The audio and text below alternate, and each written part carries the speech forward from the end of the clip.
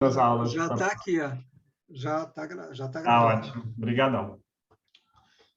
Bom, vamos lá então, gente. Essa é a nossa segunda aula, então, como a gente combinou, a respeito daquele segundo e última, né? A respeito do primeiro texto dos três ao todo, né? Que a gente vai ver, textos teóricos para embasar a segunda metade, né? Desse nosso curso aqui. Lembrando que o foco, né, para o trabalho de vocês para o G2 vai ser uma apreensão, né, criativa de alguns dos conceitos, ideias, hipóteses que a gente encontrar, né, levantar e que vocês pensarem nesses três textos aqui. Pelo menos um deles seria interessante cada pessoa tentar se acercar das ideias dele, começar a trabalhar efetivamente para a gente treinar modos, né? E essa aula de hoje aqui vai ser bastante para isso, modos de apreensão pessoais, né? Individuais de cada um dos textos que a gente vai ver aqui. Ou seja, o que eu estou querendo dizer com isso, né? Cada um e cada uma de vocês escolheu determinados temas para privilegiar na análise da base que a gente viu, né, na primeira metade do curso, e vocês estão levantando, né, hipóteses, estão criando reflexões em torno desses temas. A ideia aqui é a gente pegar uma parte da bibliografia existente sobre a antropologia da política para servir que vocês, né, elaborem novas ideias, lancem novas hipóteses, pensem em perguntas originais que façam sentido para a investigação de vocês, mas que sejam apoiadas, né, tenham por base a bibliografia existente. Claro que vocês não precisam se limitar a esses três textos, mas eu imagino que certamente é possível que cada uma de vocês consiga levantar ao menos algumas ideias desses textos aqui, e se quiserem adicionar outras, isso é sempre bem-vindo. Então, a aula de hoje, a ideia é a gente levantar, eu vou falar a minha leitura pessoal, né? Quais foram as questões que eu pensei com base nesses textos aqui, que iluminam para a gente, de alguma forma, o processo, né, político, eleitoral e de voto, né, como a gente viu na aula passada bastante, do comportamento em torno do voto e das percepções e concepções, né, das pessoas ligadas aos processos eleitorais, que a gente pode, de alguma forma, adaptar, que a gente pode aprender a respeito dessas eleições de 2018, né, que são o nosso tema em função dessa base. Então, eu vou levantar algumas dessas questões, algumas tentativas de leitura e tentar mostrar para vocês como que eu fui fazer esse procedimento, para ver se isso serve de estímulo, né? Que vocês imaginem como fazer isso com qualquer texto, mas também com esses três aqui que vão ser a nossa base teórica, né? Então, a primeira ideia que eu queria levantar é a respeito desse conceito, dessa noção, né, de pessoas que são mobilizadoras de votos. Vocês viram, né, que os exemplos do texto eram mais direcionados a contextos de cidades muito pequenas, via de regra rurais também, e quais eram as pessoas que eram capazes de mobilizar uma quantidade maior de votos do que apenas o seu próprio, né? Quando é que, para pensar o argumento inicial lá do texto, né, que vocês lembram, quando é que uma pessoa pode contar como mais de um voto? Quando é que aquela equação, né, básica da democracia, das eleições, né, no republicanismo, para de fazer sentido, deixa de fazer sentido, pelo menos automático, né? Não necessariamente uma pessoa significa um voto. Concretamente, a gente sabe que uma pessoa pode significar mais de um voto. Quando é que isso pode acontecer e acontece, eu acho, concretamente, também nas grandes cidades e também contemporaneamente, em contextos urbanos específicos. Um exemplo que para mim é bem evidente, tem a ver com o meu campo de pesquisa, mas cada um, né, cada uma de vocês pode pensar a respeito das questões que está enfrentando, né, é o de líderes religiosos. A gente sabe, né, que líderes religiosos contemporaneamente, especialmente no protestantismo, né, líderes especialmente mais carismáticos, evangélicos, mobilizam determinadas posições políticas específicas, né? E tratam do seu rebanho, né? Das pessoas que estão em torno dele, como grandes influenciadores. Isso é feito de maneira, né, nas igrejas neopentecostais, principalmente, muito explícita. Isso é parte da religião. Isso não é algo que seja um adendo à religião. Como é que isso funciona? Como é que a gente pode ler, entender esse fenômeno? E, no caso de quem quiser combater esse fenômeno, né, certamente passa inicialmente pela compreensão. Tem que imaginar formas da gente encarar essa manifestação específica, né, da vontade política e eleitoral, que passa por uma identificação religiosa muito grande, é constitutivo da vida das pessoas de formas nem um pouco triviais. Como é que a gente entende isso, mesmo se a gente quisesse contrapor a isso, né? Passar antes de tudo, pelo fenômeno de compreensão. Mas não são só, eu acho, líderes religiosos que dominam, né? Que conseguem se colocar nessa posição de centralizadora, né? Centralizadora de mobilização de mais de um voto. A gente tem uma outra parcela populacional que eu acho que não é nem um pouco insignificante, né? Que são os chamados influenciadores digitais. Como é que a gente imagina que se distribua essa participação eleitoral e o arrebatamento de votos? Eu vou usar termos religiosos um pouco de propósito aqui também, né? Quem é que está sendo arrebanhado aqui por outro tipo de pertencimento, um pertencimento midiático específico, com a participação, via de regra, em redes sociais as mais diversas.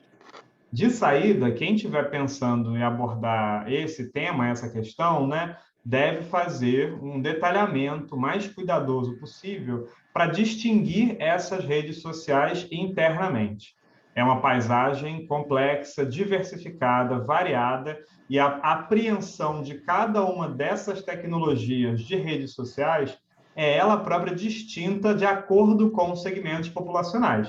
Vocês veem aí que eu acho que isso é facilmente conectável com as análises quantitativas que a gente viu na primeira metade do curso, né? Quando a gente tem lá os índices de utilização de tecnologias, as redes preferidas, e é possível cruzar isso com outras variáveis, é uma investigação interessante que pode ser enriquecida com detalhamento, né? Depois que você descobre, ok, eu vi aqui uma certa correlação, uma determinada correlação entre um uso de tal rede e um determinado comportamento, um certo pendor político, uma propensão a voto. Isso é quase com a constatação diante da pesquisa, né? É o momento de detalhar efetivamente como se distribuem essas redes. O que é participar eminentemente de política no Instagram, como que isso é diferente do WhatsApp, como que isso é diferente do Facebook, como isso é diferente de acesso a sites, blogs, né? Fóruns de discussão específicos. Esse tipo de participação deve ser toda discriminada, né? Detalhada, bastante pensada, e explicada para o seu potencial público leitor, né? Que não necessariamente vai saber exatamente como se constitui cada uma das redes, tão bem, inclusive, quanto os seus usuários mais contemporâneos, que são vocês. E também partir para um tipo de investigação específica a respeito desses comportamentos da parte das próprias pessoas, né? Caberia conversar com as pessoas, não vai fazer necessariamente isso no curso, mas a gente pode levantar hipóteses a respeito disso, né? Ideias de como as pessoas usam cada uma dessas redes, o que está envolvido nesse processo que é só em alguma medida decisório e como que as pessoas podem também replicar determinadas posições, posicionamentos, ou diretamente político-partidários, ou que tem um efeito completamente, quase que direto, né, na participação político-partidária de uma pessoa, sem mencionar política em momento algum. Então, isso é muito importante também, né?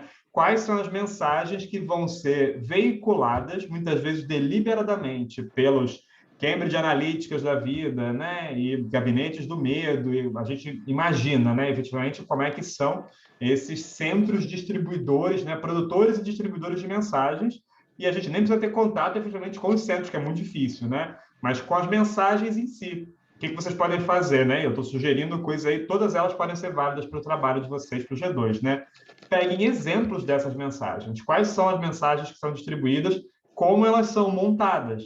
São memes? Como é que se organizam memes? São instrumentos de comunicação de velocidade rápida? Conjugam foto e imagem? Eu sempre lembro de uma análise que foi feita a respeito da participação de transmissão de informação via WhatsApp, especificamente, que levava em conta a banda disponível pelas pessoas então com segmentos mais empobrecidos da população. Isso é uma consideração muito grande, muito importante se levar em conta, e como que isso de fato era nas eleições mesmo de 2018 e se reforçou nas eleições de 2020, né? Você tinha um poder comunicativo, né, comunicacional muito mais baixo quando você fazia longos vídeos explicativos e bem produzidos, porque as pessoas não tinham banda para baixar vídeos. Por definição, não baixam vídeos.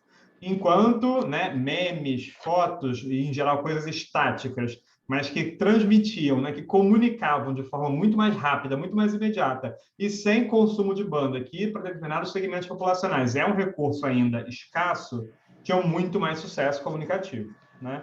Então, isso não tem a ver com o conteúdo das mensagens em si, mas tem a ver com a forma como elas são distribuídas, como é que elas circulam e que tipo de informação é possível de circular também. Mas a gente sabe que, né, o velho Marshall McLuhan já dizia isso, né? O meio é a mensagem também. Existe uma dificuldade muito grande você transmitir ideias complexas, sofisticadas em um meio rápido, imediato, curto, né? Então, qual vai ser o custo-benefício? O que vai estar sendo perdido com a velocidade de comunicação e que tipo de ideia é mais facilmente transmitida por aí? Então, de forma alguma, né, imagino que vocês não façam isso, mas a gente deve subestimar a capacidade, né, de influência dessas redes digitais de modo geral e dessas pessoas que se autodenominam, são designadas, são identificadas como os chamados influenciadores digitais contemporâneos. Depois eu vou voltar também a respeito da ideia de influência digital espontânea, que eu acho que é muito importante também. Mas aqui eu estou falando mais dos influenciadores digitais que se dedicam a isso, né? Às vezes quase que exclusivamente, muitas vezes de forma remunerada, tá? Existem casos de fato, inclusive por partidos políticos, de pessoas que destinam aí sua vida, seu ofício passa a ser a produção de conteúdo, né? Com viés efetivamente diretamente político. Isso é feito de maneiras, às vezes, muito obfuscadas, né? Escondidas, não é evidente, mas é difícil de você capturar também, né? Os pagamentos são feitos de forma, às vezes, direta, por conta corrente, às vezes como pessoa jurídica, que é mais difícil, porque já deixa um certo rastro, mas isso existe de forma muito forte. A gente tem também, né, como nas cidades do interior, outros mobilizadores de votos que continuam sendo chefes de família, não necessariamente homens, mas via de regra, sim, também, que hierarquizam suas relações pessoais familiares. São grandes provedores, têm acesso a determinados recursos, estruturam relações familiares de modo que qualquer tipo de dissenso interno seja rapidamente apagado, né? Não existe espaço para discussão no seio da família, digamos assim, a respeito de dissidências políticas. Isso pode ser feito de maneira mais direta, mais explícita, mas é feito de forma, digamos, espontânea, né? Na criação dos filhos, na reprodução de determinadas formas de sociabilidade, de forma a uma boa parte da chamada elite, né, nacional votar de uma maneira, entre aspas, irrefletida, automática, de acordo com o seu alinhamento familiar, com seus chefes de família, que é um termo que a elite não gosta necessariamente, mas é bem verdadeiro, né? Como é que a gente considera a participação desses chefes de família? O que pode ser feito caso exista um trabalho aí desejado para angariar uma diferente geração política, né? Para as pessoas votarem de uma maneira distinta daquela que votam, via de regra, seus pais, suas mães, né? Mas muitas vezes também seus avós e suas avós, e os avós paternos especialmente. São determinados padrões, de novo, né, de sociabilidade específicos que cabe investigar de acordo com o tema de preferência de cada um. Outra, né, que eu acho que todo mundo deve ter visto bastante nas últimas eleições de 2018 desde então, né, a relação de patrões de assédio com seus empregados, né? Então, tivemos vários exemplos de anúncio, né, de intenção eleitoral, para dizer o mínimo, de determinados empregadores, às vezes, né, de grandes empresários, que têm um potencial empregatício grande, então tem uma quantidade de pessoas bem considerável que consideram que dependem efetivamente, né, dessa pessoa, desse empregador, para manter o seu sustento. A forma como ele manifesta sua opinião política, seu posicionamento, pode variar muito, mas merece a devida atenção também, né? Como é que esse discurso se mobiliza e como é que os empregados, né, compram também ou não? Quando é que funciona, né? Exemplos bem concretos. O velho da Havan falando lá para os funcionários dele votarem num determinado candidato, votarem no Bolsonaro. Como é que esse discurso é reverberado e como é que ele é apreendido, né? De novo, não tem aí apreensão automática, não significa meu patrão mandou, necessariamente eu vou fazer, mas de forma alguma a gente tem o contrário também, né? Evidentemente ele não tem meu melhor interesse em vista, ele só pensa no lucro dele, eu sou uma mera engrenagem no interior, né? E, evidentemente as pessoas não pensam de formas dicotômicas assim. Então, a maneira como determinados agentes econômicos importantes, especialmente quando são os patrões, né, os empregadores diretos das pessoas, manifestam sua opinião política, às vezes não é tão descarado quanto esse exemplo da Havana. Muitas vezes eu acho que não é tão descarado assim. Então, como é essa apreensão e como ela mobiliza efetivamente também os votos das pessoas. É mais difícil que alguém enuncie isso, né, numa pesquisa mais quantitativa, mais difícil que a gente pegue alguém dizendo que, não, eu votei porque meu chefe disse que ia votar também. Agora, se você começar a juntar considerações econômicas, empregabilidade, pensar em taxas de desemprego de acordo com determinados momentos políticos e ver quais são as promessas de campanha, quem está na situação, quem está na oposição, isso passa a ser um conjunto de questões relevantes, né? Então, a gente pode imaginar essas 4 categorias diferentes que eu mencionei aí, de mobilizadores de votos, né? Primeiro, na sua diferença interna, evidentemente, cada um deles mobiliza argumentos de uma maneira distinta, mas também suas similaridades, e imaginar que, esse é um dos pontos principais, aquilo que funciona para a gente entender como que o voto é mobilizado, inclusive nas cidades pequenas e rurais, quais são os mecanismos usados para o convencimento, para a agregação de votos, e quais são os vínculos que essa agregação estabelece, quais são os compromissos que são desenhados, pode ajudar a gente a pensar também nesse tipo de estabelecimento de vínculo, de compromisso, de honra, de troca, né, de reciprocidade, mesmo em cidades grandes e contemporaneamente. Os padrões podem ser distintos, isso é perfeitamente considerável, imaginável, plausível, né? Mas ter em mente quais são esses padrões faz com que a gente se antene, né? Fique ligado para a sua existência ou inexistência, ou sua modulação, sua moderação, né? No interior de determinados contextos diferentes. Então, é legal pegar os exemplos mesmo de outros campos, de outros locais, de outras situações, para ver se eles também fazem sentido aqui. Aí a gente pensa também, né, lembrando da ideia de que, bom, o que que você ganha em cidades pequenas, no interior, no mundo rural, com com aquele atendimento a chamadas, vocês lembram daquela expressão que eu mencionei que eu gosto, né? Situações de precisão. As pessoas que estão em alguma necessidade premente, direta e consideram que o efeito concreto do seu voto tem um retorno direto, né, imediato, muitas vezes, após a vitória de determinado candidato. Nas cidades grandes, grandes núcleos rurais, nos grandes núcleos urbanos, é mais difícil, né, da gente ter esse, entre aspas, toma lá da cá, não é a melhor expressão para esse caso, né, mas é esse retorno da reciprocidade, digamos assim, com o candidato em quem você votou, né? Se você vota por alguém pela influência indireta, por uma mensagem, por uma rede social, mas você não tem o retorno imediato do candidato. Mas a rede, né, que você tem ali no seu entorno, você tem sim um estabelecimento de determinado padrão de sociabilidade, né? Você está numa certa comunidade.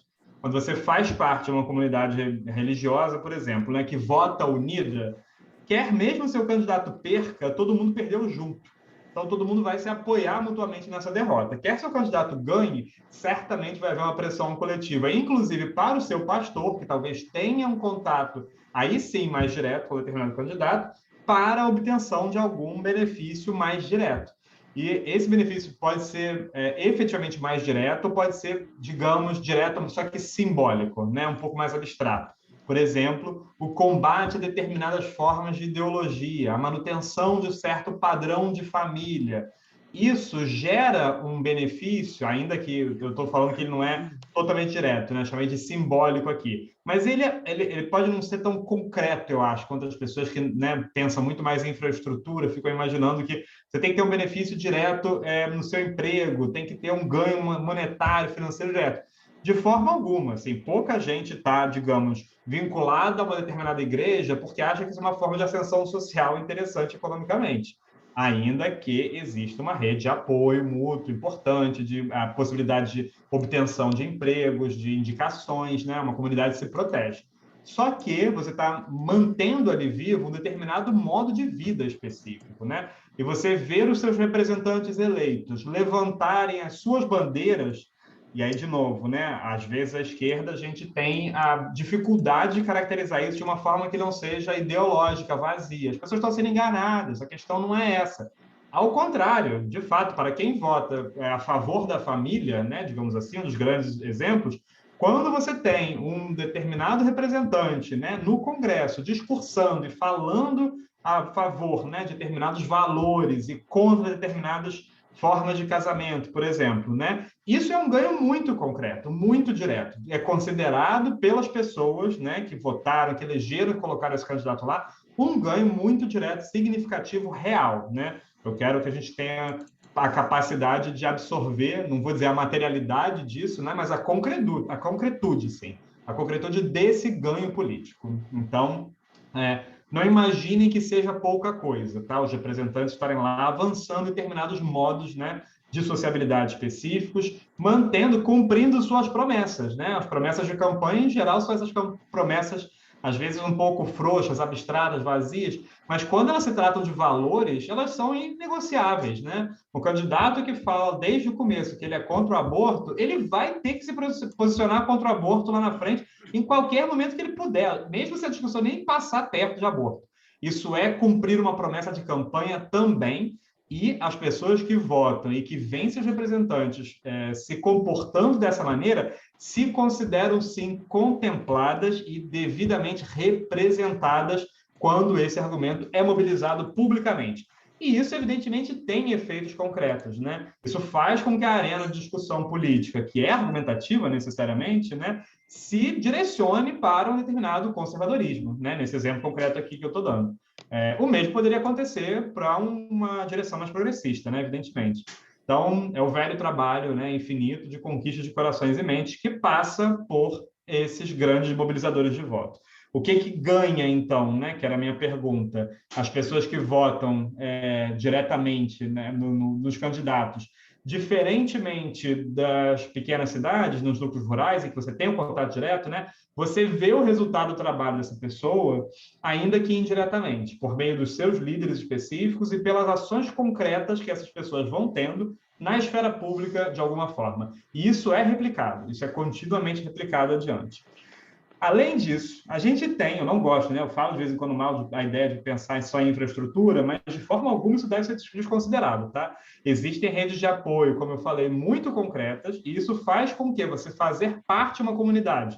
E aí a gente pode ter aqui as igrejas, como exemplo que eu já mencionei, mas o exército, né? As forças armadas de modo geral. É outro conjunto desses de instituição que é muito direto. Nesse caso dessas eleições, né, de 2018, foram muito mobilizados, estão na arena política de uma maneira quase que incontornável, sempre, né? Felizmente, infelizmente, provavelmente, né? Como a gente sabe pós-ditadura, mas é incontornável. E as pessoas votam de novo, né? Completamente mobilizadas por determinados vínculos, em geral vínculos pessoais.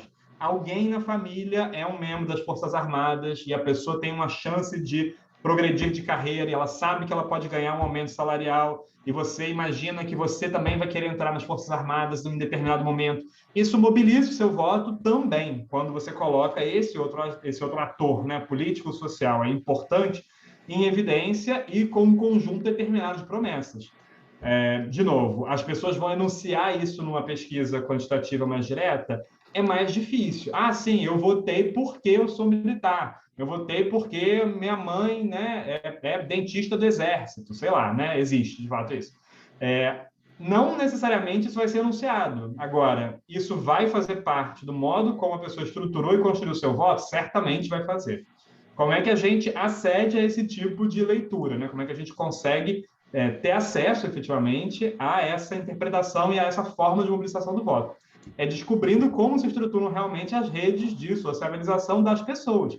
de quem se depende economicamente, como é que se pretende se inserir economicamente na sua vida adulta. Isso é especialmente importante para os votantes opcionais, 16, 17 anos, pessoas que não se alistaram ainda, determinadas camadas, né, segmentos populacionais para quem o Exército continua sendo uma alternativa válida, viável, muito real de ascensão social. Tudo isso precisa ser levado em conta para se considerar qual é o concreto poder mobilizador, né, no voto de candidatos, por exemplo, que valorizam imensamente as Forças Armadas, como foi o caso do temível capitão, né? Então, como é que a gente coloca isso na devida monta, né? É importante. Além disso, né, a gente tem profissionais autônomos, né, e profissionais liberais que são muito mobilizados pelo discurso econômico, de modo geral. Então, é algo que a gente sempre tem em mente também, um segmento populacional bastante considerável. A gente tem especuladores, né, pequenos e grandes, e o famoso rentismo brasileiro, né, que continua sendo aí das grandes pragas, né, nacionais e que mobiliza imensamente também uma camada muito considerável, se não numérica, né? Certamente uma elite econômica do país, e isso faz com que os votos sejam mobilizados também. Então, recentemente, vocês viram até iniciativas, acho que do MST, né? De jogar ações na Bolsa, conseguir financiamento via mercado também, porque, de fato, o mercado financeiro no Brasil parece ser um dos grandes setores, né, para a nossa tristeza, de mobilização econômica nacional. Né? A especulação quase que pura e simples, o rentismo, que é uma grande questão, mas que, de novo, mobiliza as pessoas, né? Uma parte considerável da chamada classe média alta, tem rendimentos e estrutura a sua vida, a sua existência de acordo com o usufruto desses rendimentos, né? Isso é o que fornece um certo colchão econômico em tempos de crise, é o que dá garantias e possibilidades de extensão, proliferação familiar, reprodução de determinados modos de vida e de padrões de vida e de consumo, né, que são temas sempre muito relevantes também para esses segmentos. E, por fim, para as elites, né, maiores de todas, tem sempre a questão da desigualdade. Né?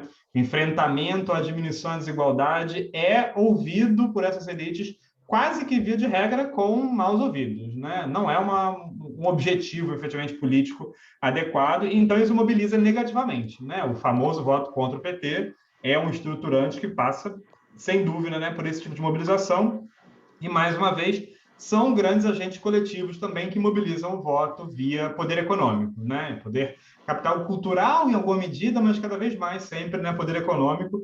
Isso passava muito mais pela grande mídia, né, pelos grandes jornais, principais meios de comunicação no passado, e televisão, que continua sendo muito relevante, mas cada vez menos, né, a internet tentou, e acho que produziu efetivamente uma pulverização maior desse tipo de influência, mas, de novo, ela vai sendo conquistada, né? Talvez seja o melhor termo, pelas elites econômicas também. Então, as formas como isso acontece são complexas.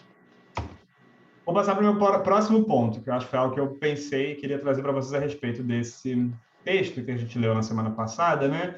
Que é não deixar nunca de considerar a diversidade interna, de forma geral, das pessoas não votantes, né? Que não tenham tirado o seu título ainda, que tenham decidido por qualquer motivo não votar, que tenham voto opcional por determinada idade, né? Não imaginar que o não voto tenha uma única razão de ser. Ele, evidentemente, se distribui também, né, diferencialmente, e dá para analisar isso pela base que a gente viu, e dá para a gente pensar nos argumentos do texto. Né? Vocês lembram que eles falavam dessa decisão de participar ou não do processo eleitoral como algo que não é evidente. Então, cabe a gente inventariar, né? E é bom aqui o analista, né? Vocês aí vão treinar esse tipo de disposição, né?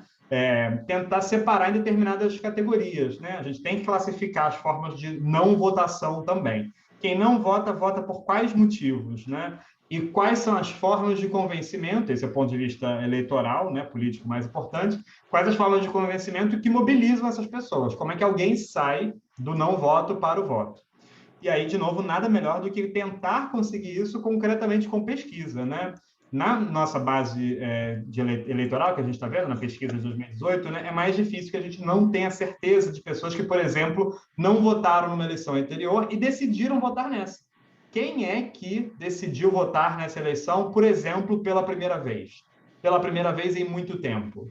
Isso seria um dado extremamente relevante, mas ele né, dá para obter esse dado, eu acho, de alguma medida, ou pelo menos a gente pode levantar hipóteses a respeito dele, de fato, conversando com as pessoas, né?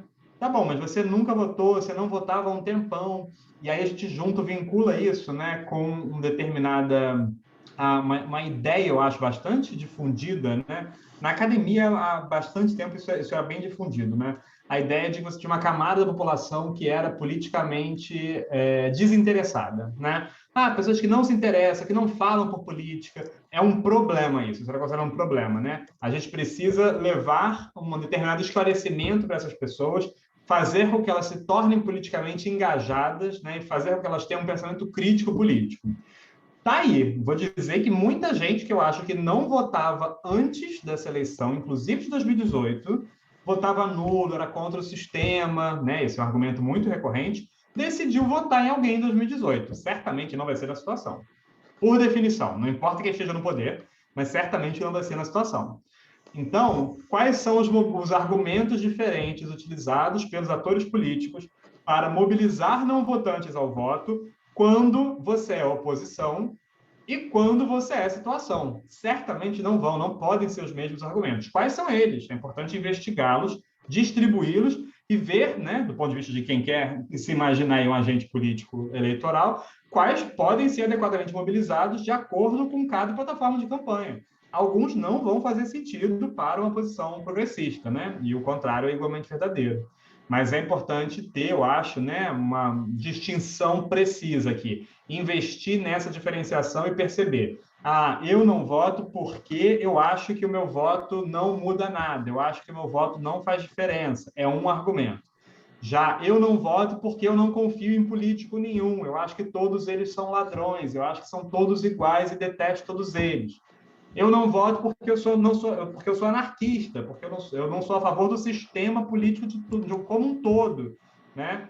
E aí é fantástico que o famoso, né, só aparentemente contraditório anarcocapitalismo tenha conseguido dar uma volta e pegar uma parte, um naco desse não eleitor potencial aí, né? Talvez esses anarquistas, não sei qual tipo de anarquista efetivamente, porque são vários também internamente, né? Pode ser seduzido por um discurso, né, de, olha, esse é o cara que vai destruir o sistema mesmo, porque não vai nada funcionar, o Estado vai à falência, e aí eu vou votar nele para acabar com o sistema.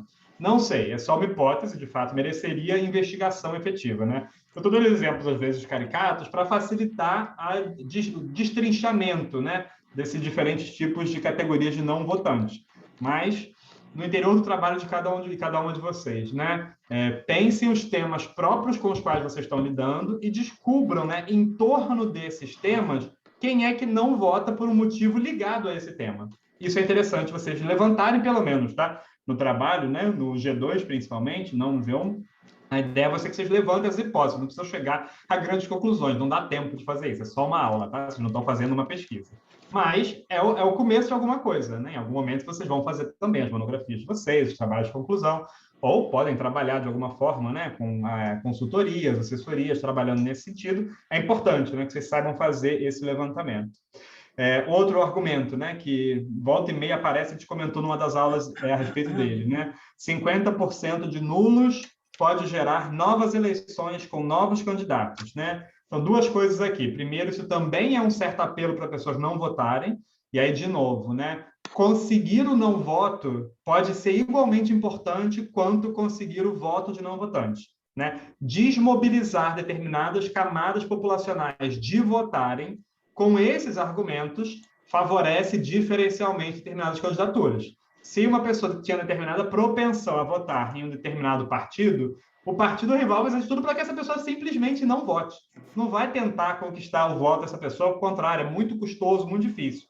Agora, estimular essa pessoa a não votar, né, tirar o grau de participação política dessa pessoa, imaginar que o voto dela não faz diferença, é uma vitória, é um voto a menos para o outro lado.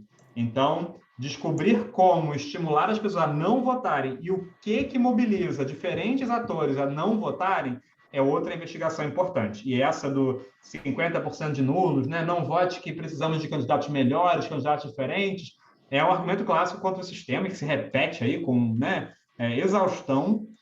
nas últimas eleições. No 2018 houve também, não sei se com menos grau, acho que pouco menos, aí tem que ter que mapear a disseminação do argumento em si, né? Não só dos graus de não votantes, que é mais complicado. Mas esse apelo ao novo, né? O apelo de novas eleições com novos candidatos, é um apelo puro de marketing, né? E não é à toa que no Brasil talvez seja um dos pouquíssimos países no mundo, e eles são raros, tá? Partidos que são chamados de partido novo, né? É o apelo simplesmente daquilo que é novo, daquilo que é diferente. Não é à toa que esse partido, né, novo surge num momento em que a esquerda está na situação, né? Esse partido não tem muito sentido que ele surja quando a própria direita, o campo mais conservador, está no poder, né? Porque não é por esse apelo em geral, né, que a oposição de esquerda trabalha contra uma determinada situação. Então, considerar esse apelo específico, né, que é super midiático, né, é o mesmo, quase que o mesmo, para não dizer o mesmo idêntico, e é feito com marketing mesmo, tá, gente? Especialista de publicidade e propaganda, a ótima palavra, né, porque tem esse duplo viés político também.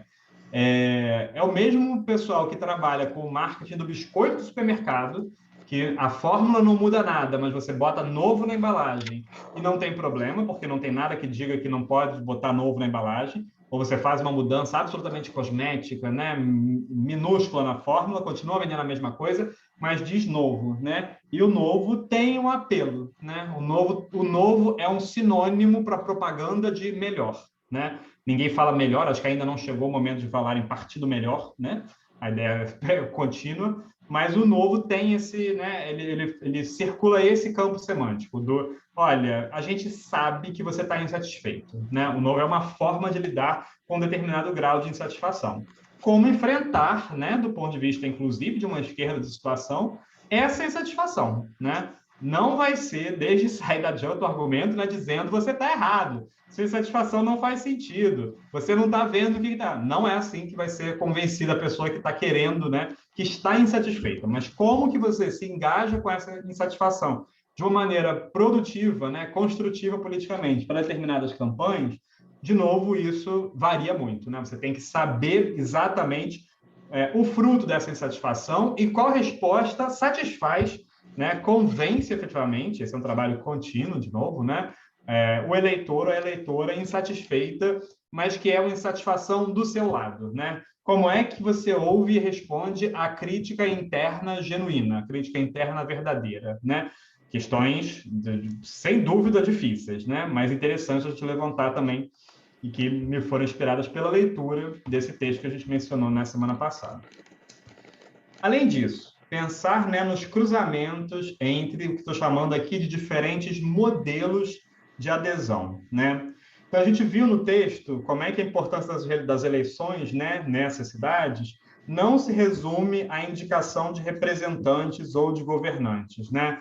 As eleições, e o tempo da política faz isso de uma forma muito evidente, muito viva, né? Ao mesmo tempo criam e exibem, né, e tornam muito visíveis determinados padrões de sociabilidade. Isso é um prato cheio para ciências sociais, né, gente? Como efetivamente as pessoas se comportam coletivamente, como que elas se consideram partes de determinados coletivos, grupos, movimentos específicos, padrões de identidade, né, representados, certas identidades coletivas também. Que padrões são esses que podem ser evidenciados e podem ser criados e ou reforçados durante as próprias eleições? Lá no começo do curso, alguns de vocês vão dizer que eu tinha levantado isso como hipótese, eu estava mirando nesse momento aqui, de um certo pertencimento esportivo, né, às eleições. Aquela ideia dos times e a ideia da torcida, né? Eu não percebi isso de imediato, claro, né? Isso sempre é fruto de leitura, de discussão, de conversa, de reflexão, que é o objetivo dessa aula. Mas depois que eu parei para pensar, eu lembrei, evidentemente, né, o que aconteceu logo após as eleições. O discurso, né, dos eleitores vitoriosos com os descontentes, né, que tinham sido derrotados, era: vocês estão torcendo contra. Acho que vocês lembram disso, né? Por que vocês estão torcendo contra? Não faz sentido torcer contra. A gente torce todo mundo pelo mesmo time, todo mundo pelo nosso país, pela nossa bandeira, pelo Brasil.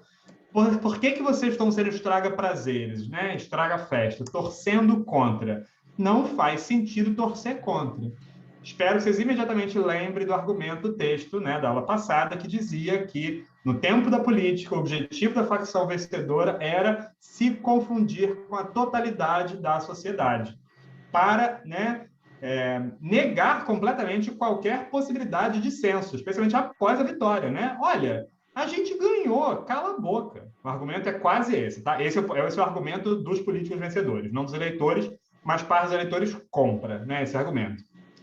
O momento de brigar, o momento de decidir, passou. Vocês perderam. Agora é o momento de aguentar calado, como a gente fez quando era o partido anterior no poder. Você não via a gente reclamando. Parênteses, evidentemente, a gente estava manipulando tudo, a gente estava fazendo movimentação política por trás, a gente estava usando o nosso poder socioeconômico para colocar uma agenda específica, mas, em princípio, esse é o argumento, a gente não estava reclamando, exceto o PSDB. O PSDB, evidentemente, levantou isso desde o começo, e foi um dos grandes momentos de ruptura institucional, né? O não reconhecimento das eleições. Né? Isso feriu a lógica, evidentemente, né? Feriu a lógica, inclusive, do vencedor da eleição de 2018, né? Evidentemente. Então, esse tipo de estabelecimento de uma forma de sociabilidade, né, que eu estou chamando aqui de esportista torcedora, estamos todos juntos, é todo mundo torcendo pelo mesmo time, vocês não podem torcer contra, agora nós somos o time, vocês têm que torcer pela gente, assim como a gente torcia por vocês também. Esse é um argumento quase que retórico, tá, gente? Não estou dizendo que ele seja verdadeiro, é um argumento, efetivamente, que é mobilizável por essa lógica de torcida. Quem é que aguenta um torcedor que diz que torce por aquele time e só fala mal daquele time, só reclama de todas as contratações e está torcendo contra ele e vai no estádio torcer contra ele, vai ser linchado pela torcida do time instantaneamente, né? Então, o modo de vitória que gera esse tipo de participação, que é uma participação, né, que eu estou chamando de esportiva, da torcida do time, é um modo de enfrentamento político de domínio, né, de completa absorção do dissenso, para que não exista esse dissenso, né, internamente, e ele tem um quê de esperança, né, do ponto de vista dos torcedores. Você torce honestamente pela vitória do seu time, você não torce de mentira, você não torce, né, você pode não gostar do esporte, aí você nem torce, você não é torcedor. Mas se você é torcedor, e em princípio, desse ponto de vista, todo mundo tem que ser torcedor, a gente sabe que existe uma ordem mundial, né? O Brasil não existe autonomamente, a gente está disputando aí, né, em vários sentidos com outros países, a gente quer que todo mundo torça junto pelo mesmo time, pelo Brasil. E aí, claro que, inclusive, isso é importante também, né? São duas coisas que eu vou falar mais a respeito dessa sociabilidade específica da torcida. Uma delas que é, olha, a gente também só tem tempo para torcer. A gente não tem tempo para participar. Eu não vou participar da gerência do time. Eu não tenho poder de contratação. Eu não escolho quem é que efetivamente vai fazer parte dos gabinetes do ministério. Mas torcer eu posso. Então eu estou fazendo. Isso é a minha participação política. Isso é o meu grau de engajamento. Para quem dizia, né, que os eleitores eram iludidos, afastados do processo político, não se interessavam por política, estão interessadíssimos, estão interessados, estão torcendo pelo seu time, que venceu aí, né, o seu, na época, partido nem é o caso, né, porque o atual PANT nem partido tem mais. Ninguém torce pelo, né, acho que não torcia também justamente pelo partido do presidente atual. Torcia por um projeto, torcia por um determinado projeto político específico. Eu lembro de discutir isso com um amigo meu que eu fiquei estarrecido, mas vejo o sentido disso hoje em dia, né? Que me disse que tinha lido com detalhes, né, com vagar, assim, o projeto político, né, a plataforma de campanha do Bolsonaro. E eu lembro que era um conjunto de slides de PowerPoint, sabe? Literalmente, eram pontos tópicos, assim, destoava radicalmente dos outros projetos. E aí o projeto PSDB era aquele imensamente bem construído, né? Designer gráfico, revisão de português, que certamente outro não teve. De novo, né? O que disseminou? Qual foi a comunicação que funcionou, né? E detalhe, esse amigo meu médico, né? Então, qual é o grau de possibilidade comunicativa que tem e quem é que torce, né? E como é que se estrutura essa lógica de torcida, né? Ninguém tem tempo. Né? Isso é parte da lógica da torcida. Eu já estou fazendo muito, eu estou torcendo, você nem torcendo tá, e aposto que também não está fazendo nada, está só reclamando, você está, né, tá fazendo menos do que eu, se você nem torce. A lógica, né, da torcida é essa, e ela é unívoca, né? Ela procura ser monolítica, do mesmo modo como a forma de sociabilização, né, do tempo da política, aquela confusão, né, do corpo social com a totalidade do projeto vencedor político, né, de determinado partido, numa eleição no interior do tempo da política. Então, a gente tem, eu acho, né, a aprender quando a gente descobre como é que se estrutura essa forma de sociabilidade, inclusive quando a gente quer se contrapor a ela. Quando a gente imagina formas, né, de tocar as pessoas que estão torcendo pelo Brasil. A gente quer angariar pessoas que estão torcendo pelo Brasil. A gente não quer angariar né, a extrema-direita fascista. Certamente não tem conversa possível, necessária, desejável, né? Mas com pessoas que estão simplesmente torcendo pelo país. É esse eleitor que a gente quer alijar? É ele que a gente quer dizer que não sabe votar, que não sabe participar politicamente e que a gente está torcendo contra? Como é a conversa possível, né? Ela tem que passar de alguma forma por metáforas esportivas. Vou partir daí, sabe? Para encontrar um meio termo, a gente não tem que dizer não é torcida, não faz sentido torcer é ridículo, não é isso. A gente tem que encontrar um outro tipo de comunicação que funcione para um segmento populacional nem um pouco desconsiderável, que estrutura sua forma de sociabilidade, né, cotidiana em torno de um conjunto de idiomas, de percepções, de concepções esportivas. Que disputa é essa? Contra quem que a gente está disputando? Quem vão ser os nossos aliados? Quais são as vitórias? Quando que a gente tem que, né, sofrer um determinado revés num jogo, numa partida, para ganhar uma partida mais importante que dê a gente o campeonato? Sei lá, estou chutando aqui, sabe? Mas são formas de comunicação para as quais a gente precisa estar atento, caso a gente queira conversar com eleitores que são mobilizados, por exemplo, por esse modelo específico de adesão, que eu estou chamando aqui de adesão esportiva, né? De pertencer a um time, de torcer para um time. Além disso, era a última coisa que eu ia falar sobre essa ideia dos esportes, da torcida, existe uma forma muito sanguínea, né, de você lidar com a torcida esportiva, né? É uma forma muito que captura uma totalidade da pessoa e que movimenta ela para torcer num evento esportivo.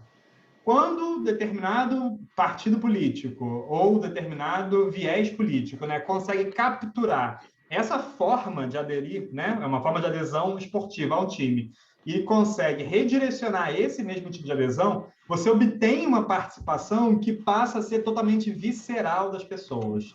Não vão ser argumentos absolutamente racionais, racionalistas, instrumentais, que vão convencer o eleitor. Assim como você praticamente nunca vai convencer alguém a mudar de time, né? Isso é praticamente impensável. Mas quais são os argumentos que são mobilizáveis quando você quer imaginar uma conversa com pessoas que são movimentadas de formas muito viscerais, então, emotivas também, passa por uma percepção, por uma acepção, vou usar o termo técnico, tá? Patético. Patético não tem a ver com triste, não tem a ver com a coisa risível, horrível, né? Tem a ver com o pathos, né? O pathos é algo que é a mobilização pela emoção. É você sensibilizar via emoção. Quem disse que a sensibilização via emoção não é também, e não deve ser, um instrumento muito importante de convencimento, de angariar uma determinada parcela populacional, certo? Então, não perder de vista que isso é uma forma importante também de se conversar, de estabelecer um canal comunicativo com um determinado segmento eleitoral, que eu acho que é relevante da gente estabelecer essa conversa.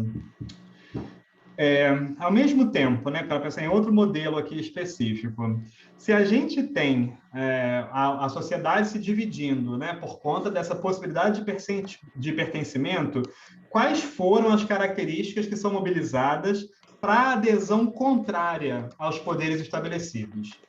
Quais foram os mecanismos usados para convencer as pessoas a se afastar da situação? Porque, em princípio, eu não sei o grau de verdade disso, a gente tem como analisar um pouco quantitativamente, e é importante fazer isso, eu acho, né? A ideia de, olha, quem votava no PT e quem deixou de votar no PT nessa eleição. Quais foram os argumentos que foram mobilizados para o convencimento dessa adesão contrária, né? Essa contra-adesão? Porque não foi por uma proposta política radical contrária. A gente está falando isso desde o começo do curso, né? Qual foi o voto contra o PT? O que é o voto contra a situação? E que foi o voto, e aí os argumentos eram infinitos, né, também. Era a decepção com a esquerda após ela ter chegado ao poder, era a não realização de uma série de medidas concretas que eram bandeiras do partido, era o tratamento com determinadas questões caras às pessoas, né, políticas. Aí eu vou dizer que na antropologia, sem medo de errar, uma parte muito considerável foi completamente alijada pelo poder público, mesmo pelo executivo, por conta da questão indígena. A questão indígena, especialmente nos governos Dilma, foi o calcanhar de Aquiles para uma parte muito específica da esquerda, ainda que não é desconsiderável, tá? Mas que viu ali uma dificuldade de continuar apoiando a esquerda por conta do seu tratamento com a questão indígena nos dois últimos governos do PT.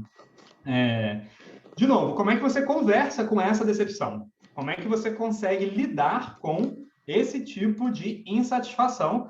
Porque não vai ser o outro lado que vai abarcar esse voto, que vai puxar esse eleitor.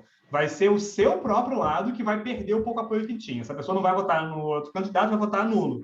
Perdemos um voto de qualquer jeito, né? A gente sabe que continua sendo um voto a menos. Então, quais eram esses anseios, quais foram esses anseios e como que o progressismo, eu acho, deve conseguir conversar com eles?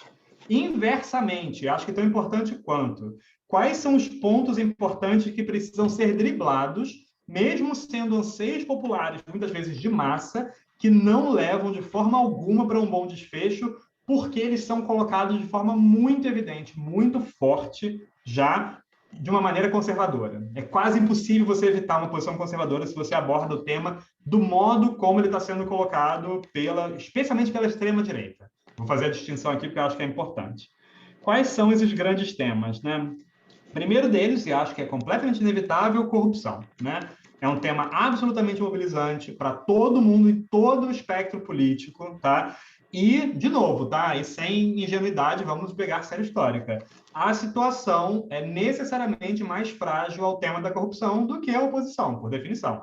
Ela está no poder, ela tem acesso a recursos públicos. Então, parte da derrota, a gente sabe que a alternância de poder é um fenômeno muito considerável também, tem que se colocar o peso devido para isso. Estava quase 16 anos no poder, né? Potencialmente, né? Então, isso conta também.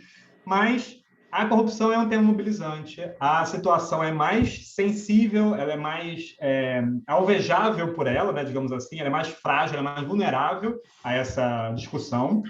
Por conta disso, eu acho que é mais arriscado ainda deixar o tema de lado. Quando esse tema fica de lado, né, quando a esquerda, o campo progressista, não enfrenta o tema da corrupção, e aí, quando ele está no poder, essa tendência, né, digamos, tem uma inércia natural aí a não enfrentar a corrupção quando se está no poder, para qualquer tipo de espectro governamental. Isso vira um calcanhar de Aquiles também da própria situação, independentemente de quem está lá. Então, como aprofundar, né, efetivamente, o combate à corrupção, como não perder a agenda, né, o domínio da agenda. Porque se ele perde, né, se ele sai de vista, ele vira uma ferramenta e tanto para a oposição. Ferramenta gigantesca, e a esquerda sempre usou isso muito bem, sempre que não né, sempre que estava na oposição, com justeza, evidentemente. Mas é um tema caro, importante, mobilizador das pessoas, tá? Que causa a perda da adesão de determinado projeto político. Outro deles que eu acho que é muito incontornável, segurança, né? É um tema absolutamente premente. O combate a essa chamada bandidagem, que é um termo horrível, né? Mas é muito forte em vários segmentos populacionais, por motivos diferentes também. O que o morador da favela quer chamar de segurança, quando ele vai falar em discurso de segurança pública, evidentemente é gritantemente diferente do que um morador de uma zona de elite pensa e fala quando ele está falando de segurança. Mas o tema como um todo é mobilizador coletivo. De novo, a situação, né, eu acho que o campo progressista não pode se evadir dessa discussão. É uma das discussões mais difíceis de serem feitas porque ela é fortemente conservadora. É muito forte o discurso do encarceramento, do combate ao criminoso e não o combate à criminalidade. É muito mais difícil, né, contrapor, e aqui de novo a gente está no quantitativo e objetivo, né, determinadas taxas de crescimento, decréscimo, né, de encarceramento, de criminalidade, contra a situação concreta estampada nas capas dos jornais e dos programas televisivos espreme e sai sangue, né? E você liga, jorra sangue. São instrumentos de convencimento muito fortes. Como se contrapor a eles sem abandonar a discussão da segurança, né? Lidando efetivamente com os anseios de determinadas camadas populacionais, segmentos variados, de que sim, o seu governo progressista vai também combater a criminalidade, que isso é um objetivo direto e grande, né, dos modelos de governo pensados. E é uma discussão que, de novo, né, é um pouco autocrítica, eu acho que a autocrítica não deve nunca ser exagerada, mas que a esquerda tem uma dificuldade de realizar por vários motivos. E eu acho cada vez menos, acho que isso está sendo cada vez mais bem estruturado como um desses pontos fracos. Outro deles, esse eu acho que não dá para abrir mão de jeito nenhum, que eu discordo de certa parte da análise, né, de ciências sociais aí mais contemporânea, né? Homofobia. É um grande eixo, eu acho, de adesão, de atração de conservadores, e muitas vezes foi tratado como moeda de troca, né? Olha, não vamos entrar com tanta força no combate contra a homofobia, porque a gente sabe que a gente perde uma parcela do eleitor que é conservadora, mas que vota ainda com o campo progressista, então vamos abrir mão. Eu chuto que esse possa ter sido um dos flancos que foi abertos, e aí o famoso kit homofobia, né? E mamadeiras, etc. Vocês lembram todos os exemplos, mas eu acho que foi um flanco aberto. Eu acho que houve timidez do governo ali para efetivamente enfrentar a questão com a devida seriedade. E aí, isso entra com a crítica que eu ouço de vez em quando, em parte aí da academia, e é contra essa que eu me posiciono há algum tempo já, infelizmente, é que é essa chamada crítica do identitarismo. Eu já falei um pouco para vocês isso na última aula, né? A ideia de que as políticas identitárias e a gente pensar no combate, né, a determinadas formas de preconceito e a luta e a defesa das minorias seria algo que não agregaria para uma plataforma de esquerda, progressista e que pensa, antes de tudo, sobre um viés de autonomização, libertação socioeconômica, né? Por um lado, a antropologia de saída, né, sempre desconfia da ideia de identidade. A gente acha que identidade sempre tem o risco de flertar com determinado essencialismo, e vocês já fizeram mais de uma aula de antropologia, sabem, né, da importância do relativismo, do combate ao etnocentrismo.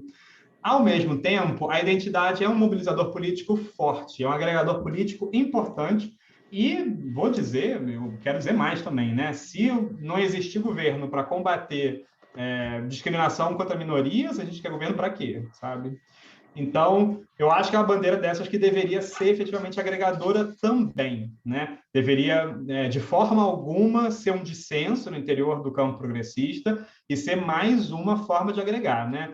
Por que você está perdendo tempo pensando na população trans, que é completamente minoritária e que a defesa dessa população vai fazer com que a gente perca uma parcela importante do campo conservador?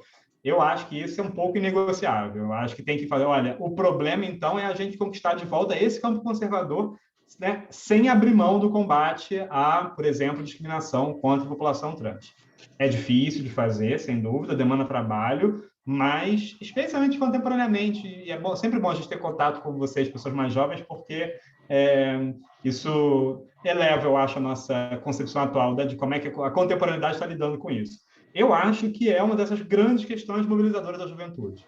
Eu chuto, né, dizer que combate ao racismo, à homofobia, a preconceito contra a população trans, preconceito contra a população indígena também, que é uma forma de racismo igualmente, né?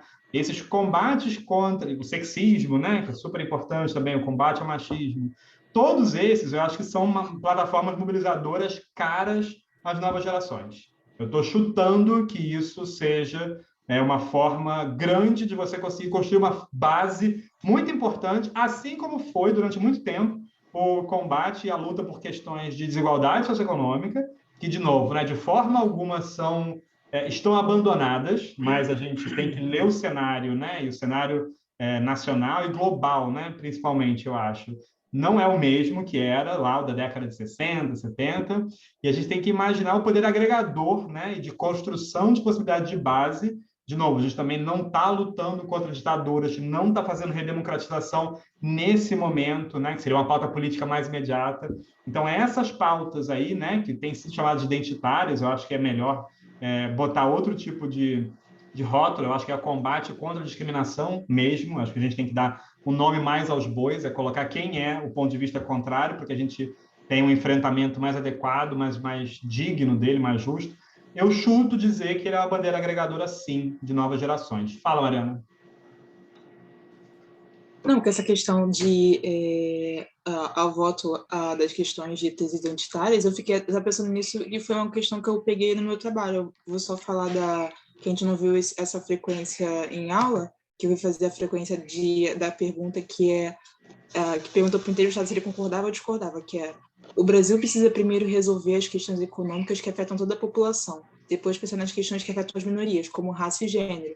E uma maioria, tipo, um percentual significativo, que eu acho que seria 62%, acredita nisso, que tem que resolver, que é uma coisa que quando eles falam dessas questões, eu acho que já estão mobilizando o que está talvez no senso comum, né? Achei ótimo, Mariana. Muito boa a ligação, o vínculo, e é exatamente isso que a gente queria fazer, né? Conseguir ligar o lado quantitativo e qualitativo dessa pesquisa. Eu chuto, aí vamos lá, 62%, né? É maioria, uma maioria numérica simples, né? Agora, a questão seria uma boa tendência histórica para a gente fazer, né? Antes, né, esse percentual era maior ou era menor? Ele está crescendo ou está decrescendo? Como é que está a curva dele, né? Eu chuto dizer que ele era maior. Eu imagino que muito mais gente concordava com isso e diria que minorias são questões menores, efetivamente, políticas também, né? Não devemos perder tempo com isso. E eu suponho, e aí um cruzamento que você pode fazer, caso você queira, é ver como é que isso aí se distribui de acordo com idade, por exemplo. Pessoas mais jovens discordam ou concordam? E aí ver outro cruzamento interessante, com o voto, né? Quem vota em determinado espectro político, concorda ou discorda com isso? A respeito dessa constatação, né? Aí está a forma mais direta, eu acho, de você colocar essa divisão, né? Eu acho que é um tema de pesquisa fenomenal e que daria para aprender muito a respeito de como você distribui essas questões, né? A minha resposta, evidentemente, né, para isso, é isso que eu estou tentando frisar aqui, é que colocar a pergunta desse modo já é perder a luta, já é perder a disputa, né? Porque não é responder nunca dizer, ou é uma coisa ou outra. Eu acho, do ponto de vista do campo progressista da esquerda, tem que dizer, tem que fazer os dois, e ao mesmo tempo. E, inclusive, fazer os dois faz com que a gente perceba que questões socioeconômicas que afetam populações minoritárias não são as mesmas. Questões de racismo, de preconceito, e de qualquer tipo de preconceito, que afetam as minorias, também são largamente diferentes de acordo com as camadas sociais que fazem ação, né, de violência e que sofrem ação de violência. Então, o retrato mais complexo, evidentemente, envolve, né, levar em conta todos esses fatores e lutar o bom combate, eu acho que é conseguir enfrentar também ambas essas demandas. Elas, evidentemente, são completamente legítimas do ponto de vista do campo progressista e como enfrentá-las, né? O que eu só digo, a minha birra com Gabriel, parte... Fala comigo. Posso fazer uma parte Claro. nesse ponto? Eu acho que nesse ponto a pesquisa que a gente viu, ela foi muito infeliz porque ela trata de uma tradição de cultura política que começa lá com José Álvaro Moisés, e se você observar as perguntas opinativas, elas têm muito a ver com democracia, ditadura, alguns sentimentos contra e a favor da política. E algumas questões novas que aparecem naquele questionário. Eu acho que é um questionário que teria que ser repensado à luz principalmente por ser um questionário pós-eleitoral. Muita coisa do que você falou não está contemplada naquele questionário e deveria. Essa pergunta, por exemplo, que a Mariana está falando, é uma pergunta que está errada, porque é exatamente o que você falou, uma coisa ou outra. Não, você tem que perguntar sobre uma coisa e depois você tem que perguntar sobre a outra coisa. Depois você cruza, né? Aí depois você faz a informação. Então, uma coisa que eu me recusei um pouco a falar, mas não é um questionário assim que ideal para uma pós-eleição. Eles perderam uma oportunidade, mas tem uma série histórica, etc. Perfeito. Adorei. Tinha mais uma última coisa que eu ia falar a respeito disso, deixa eu ver se eu lembro.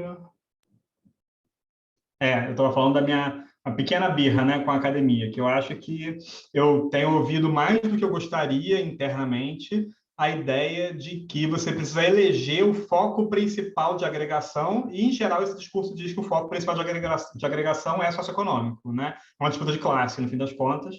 E, de novo, né, acho que jamais, né, jamais podemos abandonar o marxismo, mas que ele também não seja exclusivamente o nosso mobilizador, né, político e acadêmico também. Então, como conjugar essas lutas, né? E como imaginar formas de agregar, de coletivizar, né? De ampliar essas demandas que agreguem as pessoas e não separem, não dividam, né? E aí, quando eu vejo, isso é pouco, tá, gente? Uma birra pequena minha, mas que eu estou desabafando com vocês. Quando eu vejo gente no interior da academia, né? Perdendo tempo, a meu ver, discutindo e dizendo, olha, deixa isso aí de lado, essa questão não importa, eu quero dizer mais assim, olha, faz o seu, faça o meu e juntos caminhemos, sabe? Porque eu acho que é possível a gente conseguir esse movimento grande e difuso e que seja efetivamente, né, que mobilize uma agenda progressista específica. Aí, claro, né, é o meu chute, mas eu não fico dizendo muito isso em público. E eu acho que a gente não deve, de forma alguma, abandonar as questões minoritárias, não só porque eu sou antropólogo, mas também porque eu imagino que, foi isso que eu mencionei, né, mais cedo para vocês, isso vai ser um polo mobilizador coletivo grande para novas gerações de leitores, inclusive, né? De distribuição aí da juventude na esfera eleitoral. E, de novo, tá, gente? Quem muda o jogo é a juventude, sempre, sempre, tá? Qualquer tipo de alteração, transformação no poder constituído, mesmo que seja na situação política, é sempre a juventude. A vitória do Bolsonaro, de forma alguma, se deu sem a juventude junto também, parte dela, né? Então, imaginar como é que são as sensibilidades contemporâneas para esse conjunto de questões, sem deixar de lado a questão de classe, da desigualdade, do combate, né, socioeconômico, da geopolítica global na qual o nosso país está inserido, sem dúvida alguma, mas de uma maneira que seja agregadora. Era a última coisa que eu queria falar sobre isso. Deixa eu continuar para a gente não terminar muito tarde. Aí, tudo isso que eu falei agora, aí é quase que exercício para casa opcional quando vocês quiserem fazer, que é o seguinte: nada disso que eu mencionei agora, desde o começo da aula até aqui, quando se trata de persuasão, né, de convencimento eleitoral, inclusive, né, do voto, e aí, de novo, eu estou inspirado pelo texto que a gente viu na semana passada, né, nada disso acontece em fóruns abstratos. Nada disso acontece com textões gigantes no Facebook para mudar uma grande parcela da população, né, a mudar a propensão a voto de uma grande parcela da população. Esse trabalho aqui é o famoso trabalho de base que acontece na formiguinha, né? Então, é muito importante escolher fóruns de persuasão que sejam adequados. Com quem você está conversando, qual a sua relação com a pessoa com quem você está conversando, que momento você está tendo, onde essa conversa está se dando, tudo isso deve ser levado em conta para você descobrir, saber e usar melhor suas forças de convencimento, né, e de persuasão eleitoral. Aí o exercício que eu estava mencionando, que é um pouco brincadeira, um pouco verdade, é como é que andam as adesões políticas nos núcleos familiares de todos e todas vocês aqui.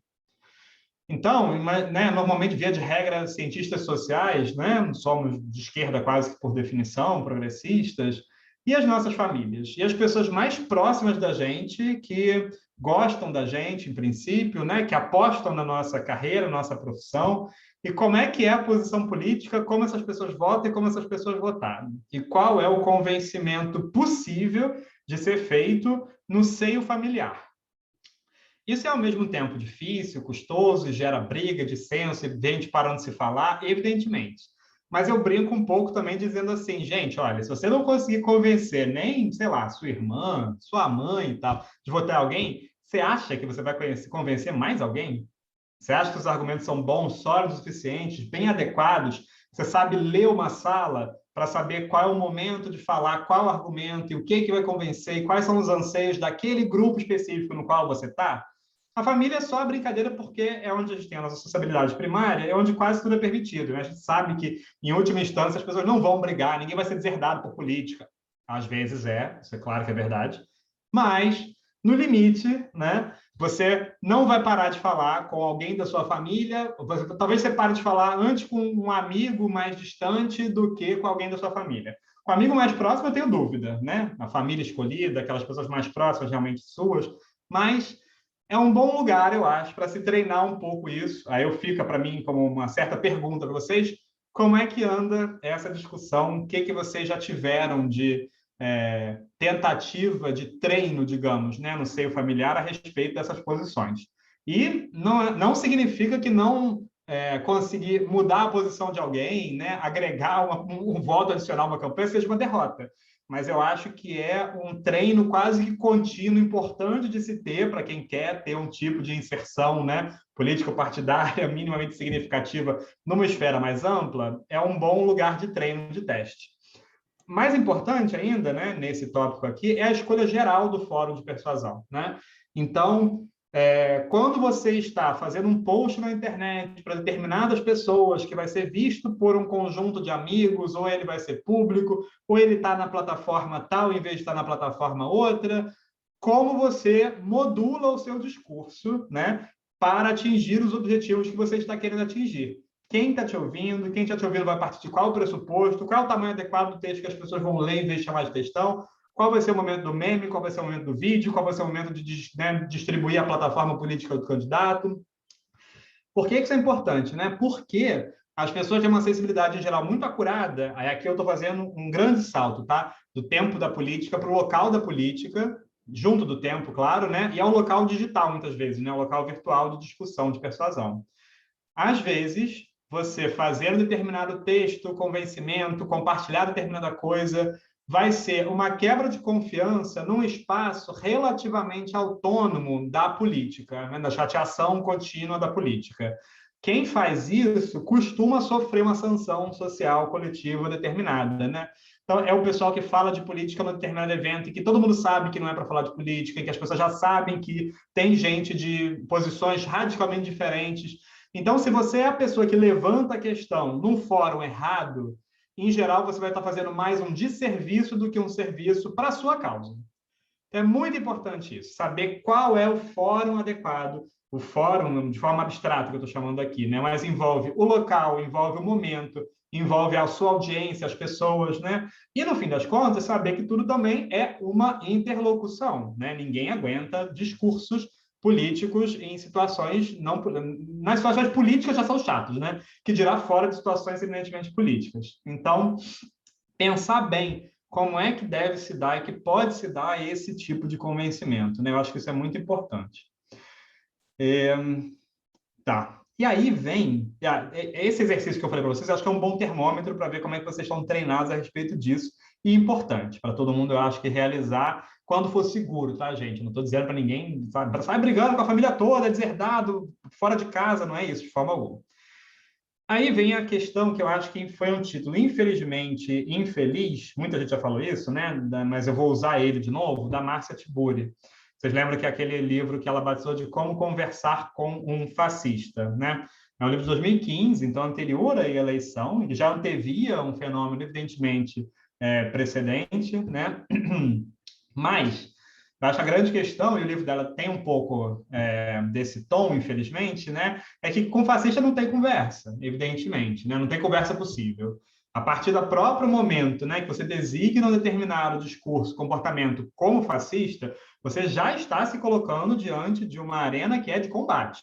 Fascismo você não conversa com ele, você combate, né? Você tem que, de fato, fazer todo o possível para eliminar qualquer pendor fascista, evidentemente, né? Político, pessoal das pessoas. Então, a conversa com o fascista é muito pouco eficaz, é um desperdício de energia, em geral, muito grande, né? Porque, e isso é um dos pontos fundamentais, eu acho, dessa discussão aqui, a arena política violenta é favorável ao fascismo. Os fascistas sabem muito melhor do que a gente bater de frente, entrar em conflito, né? Serem violentos. Se você decide, né, pelo convencimento, você está decidindo pela arma mais fraca de todas. É como se você já tivesse abandonado a luta e, normalmente, o fascismo vai tripudiar em cima do convencimento e vai crescer em cima do convencimento. Vocês já devem ter visto debates em que você tem um dos debatedores, né, concedendo um ponto para o adversário, né, um adversário daqueles perigosos mesmo, de extrema direita, e que mobiliza um argumento que parece minimamente sensível. Nesse ponto eu concordo com você. Nossa, do ponto de vista do fascista, ele já acabou com a sua raça, sabe? Ele já tripudiou completamente a sua pessoa e mostrando ali que o seu argumento é tão fraco que você até concorda com ele. Se você concorda com ele em parte do argumento dele, você potencialmente pode concordar com o resto, só não foi convencido disso ainda. E, ao mesmo tempo, não se deve abandonar, né, de forma alguma, foi o que eu falei no começo, né, o combate ao fascismo, né, o enfrentamento do fascismo. Mas isso não é feito conversando com os fascistas. Isso é feito contornando o discurso do fascista em si para falar a respeito dele para outras pessoas que essas sim podem ser sensibilizadas pelo seu convencimento. Sempre existem indecisos, tá, gente? Sempre existe uma parte sempre muito considerável do eleitorado, para a gente ficar em eleições mais, né, diretamente, que é o nosso tema, que é passível de convencimento, que pode decidir, que está indeciso, que não tem certeza. E o fascista está ali em campanha política gigantesca, né? Absurdo o tempo todo para conquistar, ainda que parcialmente, mas só o bastante, às vezes seja para conseguir o voto, seja para conseguir o não voto, caso esse voto pendesse, né, para o adversário dele, mas ele está ali sempre nessa disputa. Como é que você enfrenta adequadamente, né, o discurso fascista? Contornando esse discurso, contornando a tentativa de centralização de agenda e de discussão que o fascismo coloca. O fascismo se coloca como incontornável e diz, olha, é isso aqui que importa, essa é a discussão verdadeira, não tem alternativa, ou você é a favor ou é contra isso, e qualquer posição, né, que seja diferente dessa é inválida, é risível, né? À toa que tem tanta piada, né, feita, a piada aparente, né, essa falsa piada também, né, em cima da discussão política, uma discussão que falseia, né, grande parte do discurso para dizer que não, mas eu estava só brincando, não era exatamente isso, você levou isso aqui a sério. Mas se ninguém reclama e se todo mundo ri, a piada vai ganhando esses ares de verdade, vai tendo efeitos muito concretos, né? Então é muito importante não perder tempo, eu acho, e energia discutindo com fascistas. Não vão ser convencidos, tenha certeza disso. Mas é igualmente importante não abandonar a discussão, né, o conflito contra as ideias fascistas. Mas, né, eu estou tentando dizer aí, driblando as pessoas que são os fascistas em si, né, contornando, não deixando que eles centralizem o debate político como um todo. Para isso, já que eu falei mal de um livro, vou falar bem de um livro da Marcia Tiburi também, que é o livro posterior dela, que é O Ridículo Político, né? E no Ridículo Político, eu acho que ela captou melhor essa ideia de como o discurso de ódio muitas vezes é disfarçado de zombaria, né? A pessoa não quis dizer isso, não era exatamente isso, era só uma piada. E aí, aquilo que eu mencionei, né? Se todo mundo ri, se ninguém vê problema, essa piada tem um grande fundo de verdade. E começa a transformar as sensibilidades e persuade, né? Convence as pessoas. Cria uma comunidade específica que ri em torno de uma mesma questão. É isso que não se pode deixar, né? E um mecanismo clássico que eu adoro usar se surge uma piada dessas é você simplesmente não rir, né? É muito importante, evidentemente, confrontar a pessoa de forma muito séria, e talvez não diretamente ela, mas dependendo da situação, né? Se ela for a minoria de um determinado círculo, ela também, e falar, não, mas eu não entendi a piada, me explica? Eu não entendi a graça. Qual foi exatamente a graça dessa piada? Eu não entendi, não peguei a piada, me explica a piada. E deixa a pessoa se explicar. Não tem nada melhor do que tentar fazer um fascista se explicar e tentar fazer com que ele explique o que ele quer dizer realmente. Porque isso obriga ele a sair do registro da zombaria. Isso faz com que ele perca, né, esse recurso do ridículo, que é o recurso do o bobo da corte, né, que é aquele que fala as verdades travestidas de piadas, de mentiras. Né? A arena da política não pode ser a arena do bobo da corte, né, evidentemente. Então, tem que ser desmontado, né? Desmontado esse mecanismo persuasivo, esse mecanismo de manutenção, de disseminação de um conjunto de ideias específico, né? Se ele não é desmontado, as pessoas podem rir, podem nem acreditar que, bom, mas aquilo era só uma piada, ele nunca chegaria a fazer isso, né? Isso é uma leitura extrema. Então, acho que eu posso votar nele numa boa, né? Eu estou aqui justificado em torno de uma determinada visão, em torno de uma determinada concepção de mundo, de comunidade, que justifica a minha posição, né? Vamos lá, para não terminarmos muito tarde. Acho muito importante esse trabalho, né, de letramento digital, acho que como uma boa forma de falar, né, a respeito disso, né? Como é que efetivamente a gente informa, como é que a gente combate a mentira, que é uma palavra que a gente não pode abandonar, né? Fake news é fraca, é um anglicismo, como pessoas efetivamente mentem, né? Até existem notícias falsas, são outra coisa, que está junto, evidentemente, da mentira, né? E é uma forma mobilizada, mas como é que a gente confronta a mentira? Como é que a gente consegue, né, proceder diante disso? Para isso, eu acho que isso é tão importante que eu separei o tema da próxima aula para falar só sobre isso. Então, não tem leitura nenhuma, tá? Eu sei que vocês devem estar atarefados também, com o G1 de outra matéria, da nossa também, né? Espero que todo mundo termine. Então, não vai ter leitura específica, já adianto logo, mas eu vou tratar diretamente sobre isso, sobre letramento digital, né? E como que a gente lida com diferentes fontes de informação de uma maneira eficiente, rápida, adequada, verdadeira, e consiga disseminar informação boa e de qualidade para além da gente, inclusive, né? Primeiro, para que a gente só consuma informação de qualidade, e segundo, que a gente consiga replicar e ajudar, né? Contribuir numa certa pedagogia de acesso à informação. De novo, os nossos núcleos familiares são bons balões de ensaio, tá? Então, aquela tia do Zap que só passa mentira, que só acredita em tudo e tal. É muito importante não abandonar, tá? Não dizer que não tem jeito, aquela pessoa está perdida. Se a gente faz isso, a gente evidentemente abriu mão, né? De parte de um potencial eleitor ou, de novo, como eu mencionei várias vezes, não eleitor. Tá bom, não consegue votar no PT de novo? Pelo menos não vota em determinado candidato. Isso é uma vitória parcial política concreta também, às vezes a única possível, né?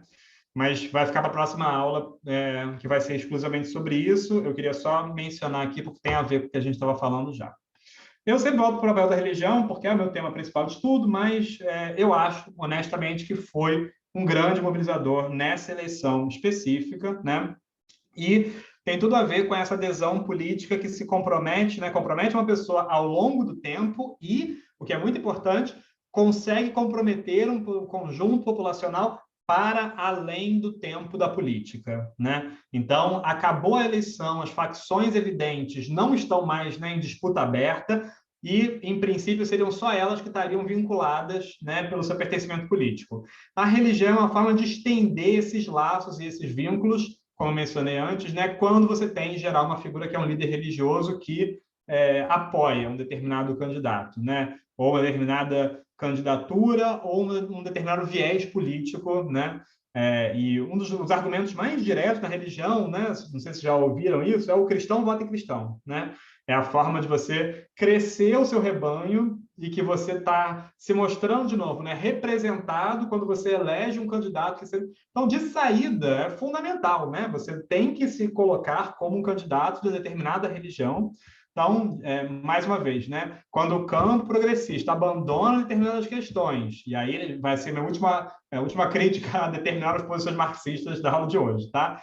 Como iludidas, né? Como a religião que simplesmente aprisiona o homem. Você está abrindo mão de uma parte também muito significativa, relevante, de um eleitorado potencialmente progressista que está ali para ser disputado. E, às vezes, uma vitória fácil, né? Para um determinado conservadorismo, via de regra, né? Porque a religião tem uma ligação, a religião não, né? Vamos lá. As religiões mundiais e o cristianismo, das principais no Brasil, nesse caso, tem uma ligação privilegiada com o conservadorismo. Outras religiões minoritárias, não têm. Né, elas funcionam e elas se estruturam de uma forma radicalmente diferente, mas não é o nosso tema dessa aula daqui. Tem um ganho muito grande, tá? Concreto. Fala, Cunha. Gabriel, eu acho esse tema que ele é muito importante, evidentemente, por várias razões, desde da razão demográfica, né, do crescimento dos evangélicos, a ocupação dos evangélicos no campo católico, como é que eles entraram, a Baixada Fluminense, por exemplo, você tinha um trabalho eclesial de base que se perdeu e os evangélicos ocuparam todo esse Totalmente. espaço. Nossa. Então, é o que você falou, não é apenas uma questão de ir lá e acreditar na luta de Deus contra o demônio e em rituais até que parecem afro, né? Uhum. Então, eu li um livro recentemente, não sei se você conhece, que chama-se O Povo de Deus, Uhum. que é uma literatura é um livro pequeno até, que ele exatamente argumenta isso que você acabou de dizer, como é que os evangélicos entram no cotidiano das pessoas, que bens que eles produzem, né?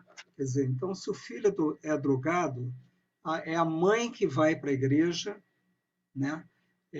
Convence o marido a parar de beber e leva o marido para a igreja, convence o filho a estudar e não se drogar mais, e isso forma uma comunidade.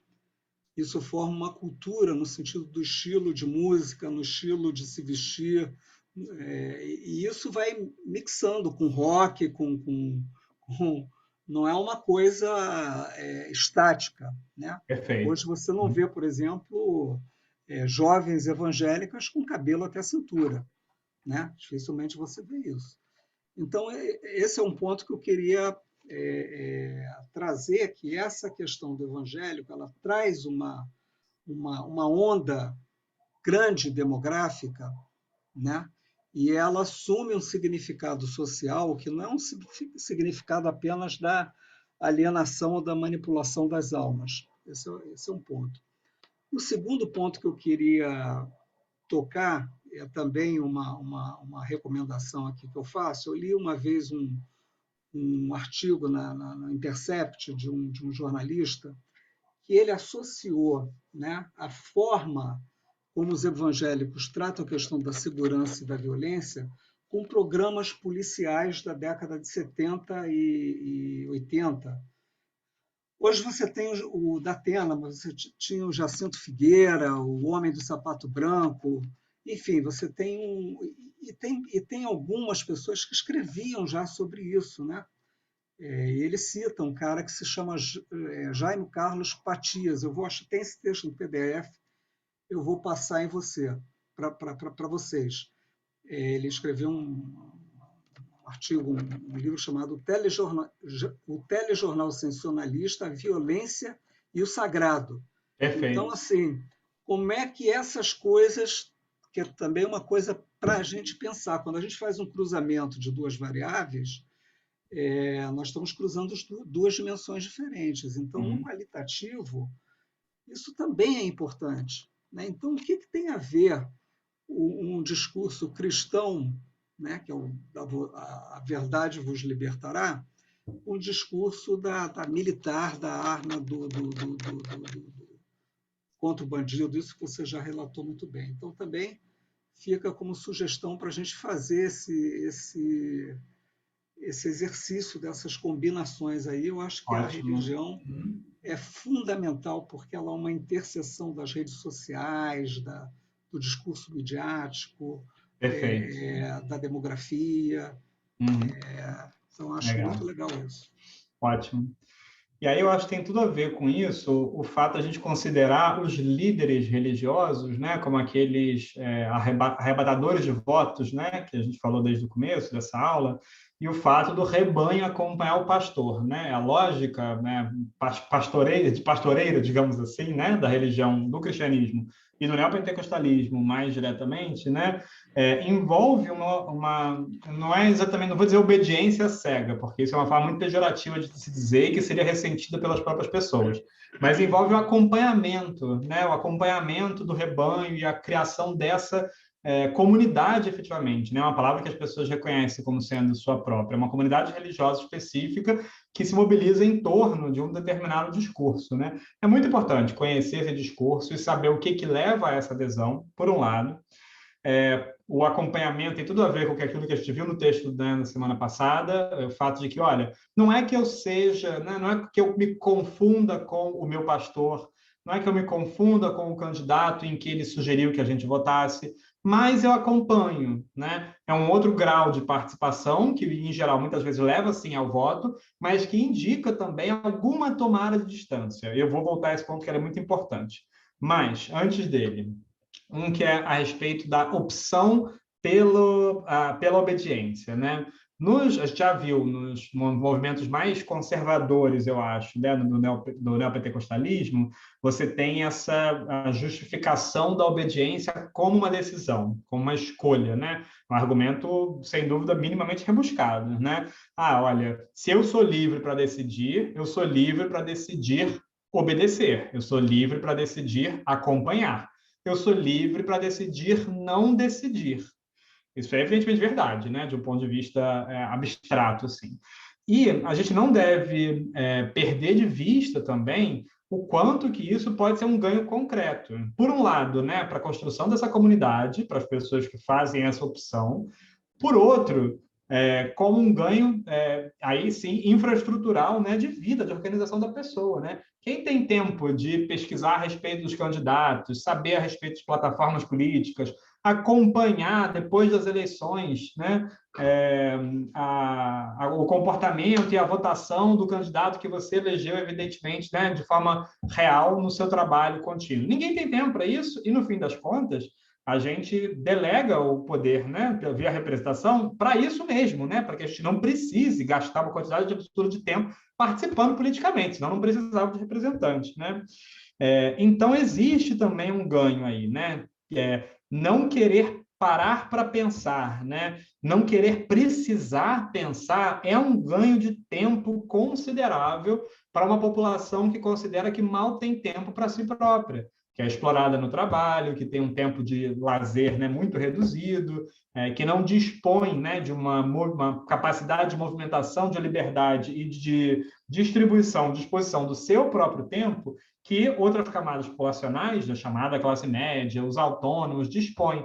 Então, quando a gente ignora isso também, não percebe como é que a vida das pessoas se estrutura diferentemente, a gente perde parte desses argumentos e formas de combatê-los. Então, primeiro, acho que duas formas, né, que eu gosto de falar quando a gente está falando sobre esse tema. De um lado, quem quer combater esse tipo de vinculação automática, né, que acontece muito no neopentecostalismo, tenta encontrar formas de ajudar a garantir esse tempo. Consiga dar tempo livre para uma população, né, em princípio, um segmento social empobrecido. Como fazer isso, né? Ação social, doações, trabalho voluntário, tem que fazer parte de algum jeito, tem que fazer o seu quinhão, digamos assim, né? Para obter aí uma transformação social, concreta, política muito considerável, né? O Alckmin mencionou o exemplo das comunidades eclesiais de base, né? Eram fundamentais do lado da Igreja Católica, faziam isso com maestria e deixaram um legado fundamental, eu acho, né? De pertencimento e de ação social vinculada à Igreja, que não passa por assistencialismo, que tinha uma base totalmente marxista, que ajudava as pessoas de uma forma construtiva, né? Era como se colocava, iria lutar contra formas de desigualdade, de opressão social específica. Como que era feito isso? Com um monte de gente no Brasil inteiro, em pequenos locais, centralizado, com determinada orientação, né, da igreja em si, e com muito voluntariado também. Muita gente que era parte das igrejas e que contribuía concretamente com o seu trabalho. Então, em vez de textão no Facebook, em vez de, sei lá, né? Quem quiser contribuir, tiver com tempo disponível para a mobilização de uma agenda progressista aí, para determinados segmentos populacionais, é um caminho possível que eu acho que é muito relevante. O outro, que eu acho que é muito, então, igualmente fundamental, eu acho, né? Minar, né, a oposição entre fé e razão. Isso eu acho que é muito importante. Muita gente no campo progressista tem dificuldade de fazer, né? Quais são as composições possíveis que não passam pela iluminação das pessoas que estão iludidas pela fé? Você chegar na igreja neopentecostal e dizer, seu pastor está te enganando, a fé, e falando nisso, Deus nem existe, perda de tempo isso aqui, você tinha que estar lutando para a melhoria da sua vida de verdade. Olha, já tchau, tchau, não vou nem te dar meio ouvido, né? Assim, por educação, talvez não te expulse do lugar, mas... então, qual é a forma correta, adequada, a gente conversar com a população legítima e que passa pelo convencimento, pela escuta também, né, uma ética de escuta muito fundamental, que é uma interlocução, mas que busca, né, eu acho, não manter, né, abalar essa oposição entre razão e fé, entre fé e ciência, inclusive, né? Então isso é muito importante. E existe, né? Eu queria terminar esse tópico aqui com esse ponto, que é o que eu sempre gosto de lembrar, que é o seguinte: sempre existem, ou já existem, porque sempre existem iniciativas internas de descontentamento com determinadas posições que são majoritárias. Dentro das igrejas, mesmo dentro das igrejas neopentecostais, até das mais conservadoras, tem insatisfeitos. Tem gente que questiona, tem gente que busca criar um outro tipo de espaço, tem outras configurações a respeito, inclusive de dogmas. Existem vertentes religiosas e igrejas, por exemplo, inclusivas, que enfrentam a questão do preconceito. Então, em vez, de novo, né, de alijar essas iniciativas, abraça essas iniciativas e tenta potencializá-las. O que eu estou querendo dizer? Como em qualquer instituição, né, social, sempre existe alguma medida e algum grau de dissenso e de descontentamento interno. Quando ele é contra o conservadorismo e as suas formas mais renitentes, né, que podem levar a resultados eleitorais, que são esses votos, né, no limite na extrema-direita, e o pessoal tenta encontrar inconsistências, né? Ah, Jesus nunca faria isso, isso não é um exemplo concreto. Então, já tem gente que pensa isso, faz isso melhor do que a gente, se a gente desconhece o universo, né, em questão, e no interior deles, são pessoas que já participam da religião, que têm um grau de reconhecimento público já estabelecido, minimamente. Valorizem essas iniciativas, se interessem por essas iniciativas, descubram como elas funcionam. Para mim, são sempre ótimos exemplos de pesquisa, mas, como eu falo para vocês desde o começo, a antropologia tem uma relação privilegiada com movimentos minoritários e vejam o que essas pessoas precisam, sabe? Como é que você convenceria mais gente no interior da sua igreja a votar de maneira diferente, a colocar um outro candidato? Mas esse candidato aqui é cristão igualzinho o outro. Por que não votar nele, por exemplo? Olha a plataforma dele, olha a diferença, como é que é.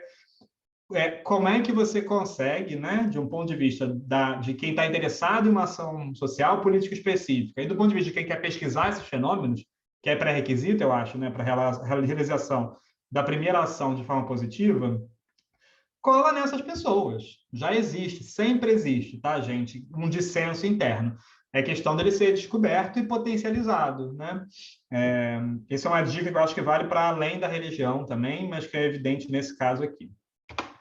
Só mais 2 tópicos e eu termino por hoje. Sobre conservadorismo e estar na situação. Eu acho que é bem importante a gente não ser complacente. Eu vou dizer isso com autocrítica também. Então, eu acho que a esquerda, nós estivemos um pouco complacentes aí em determinado período de estar na situação, evidentemente, né? Então, a gente tem que ter 2 cuidados, eu acho, né? Primeiro, de não ser complacente, né? Saber que é uma luta contínua pela efetivação de uma determinada agenda política específica, que às vezes vai te colocar, inclusive, contra determinados campos interiores ao progressismo, mas, na situação, é o momento de fazer isso. Se você não puder fazer isso, nem quando você está na situação, tem algo errado. Mas, se você não está na situação, né, gente, realpolitik mesmo, isso é muito importante.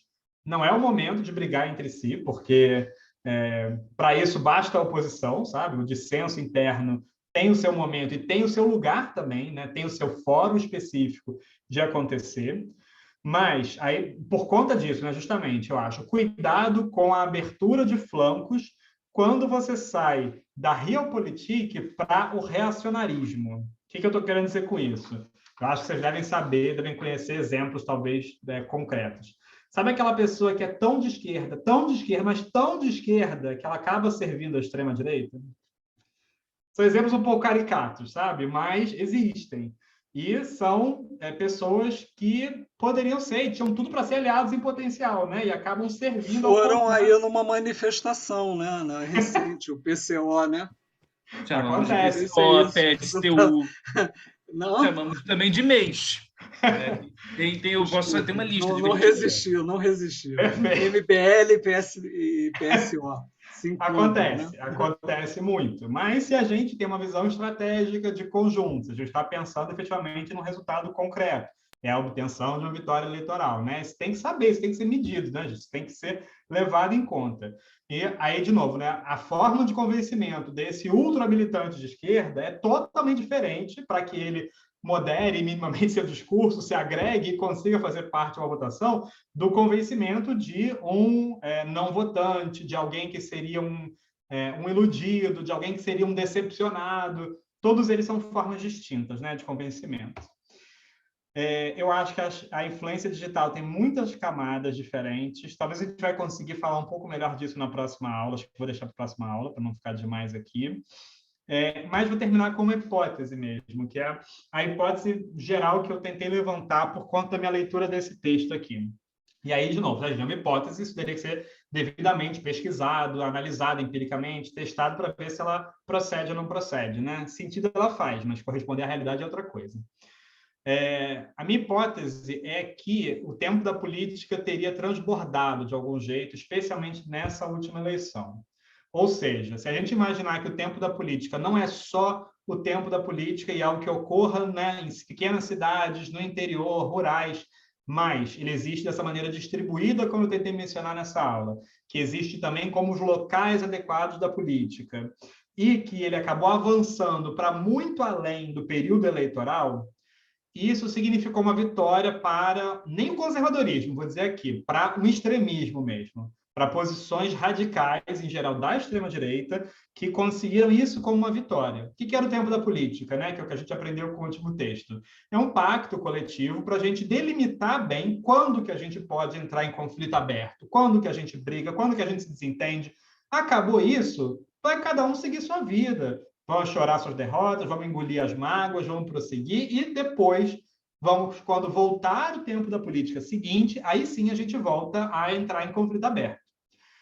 Esse modelo, né, de essa pendulação entre o tempo da política e o não tempo da política, o tempo da não política, o tempo comum, né, de certa medida, ela é completamente estruturante e ainda muito forte nas cidades pequenas e rurais, e tem a ver com aqueles critérios que a gente mencionou, de honra, de polidez, de boa vizinhança. Né? As pessoas são cidades pequenas, ninguém quer brigar efetivamente de forma absolutamente atroz, né? E que vai ser alijado da comunidade, não dá, não cabe. Em grandes cidades isso é até possível, mas ele acontecia, né, eu acho, esse tempo, essa distribuição local da política, de maneiras minimamente coordenadas.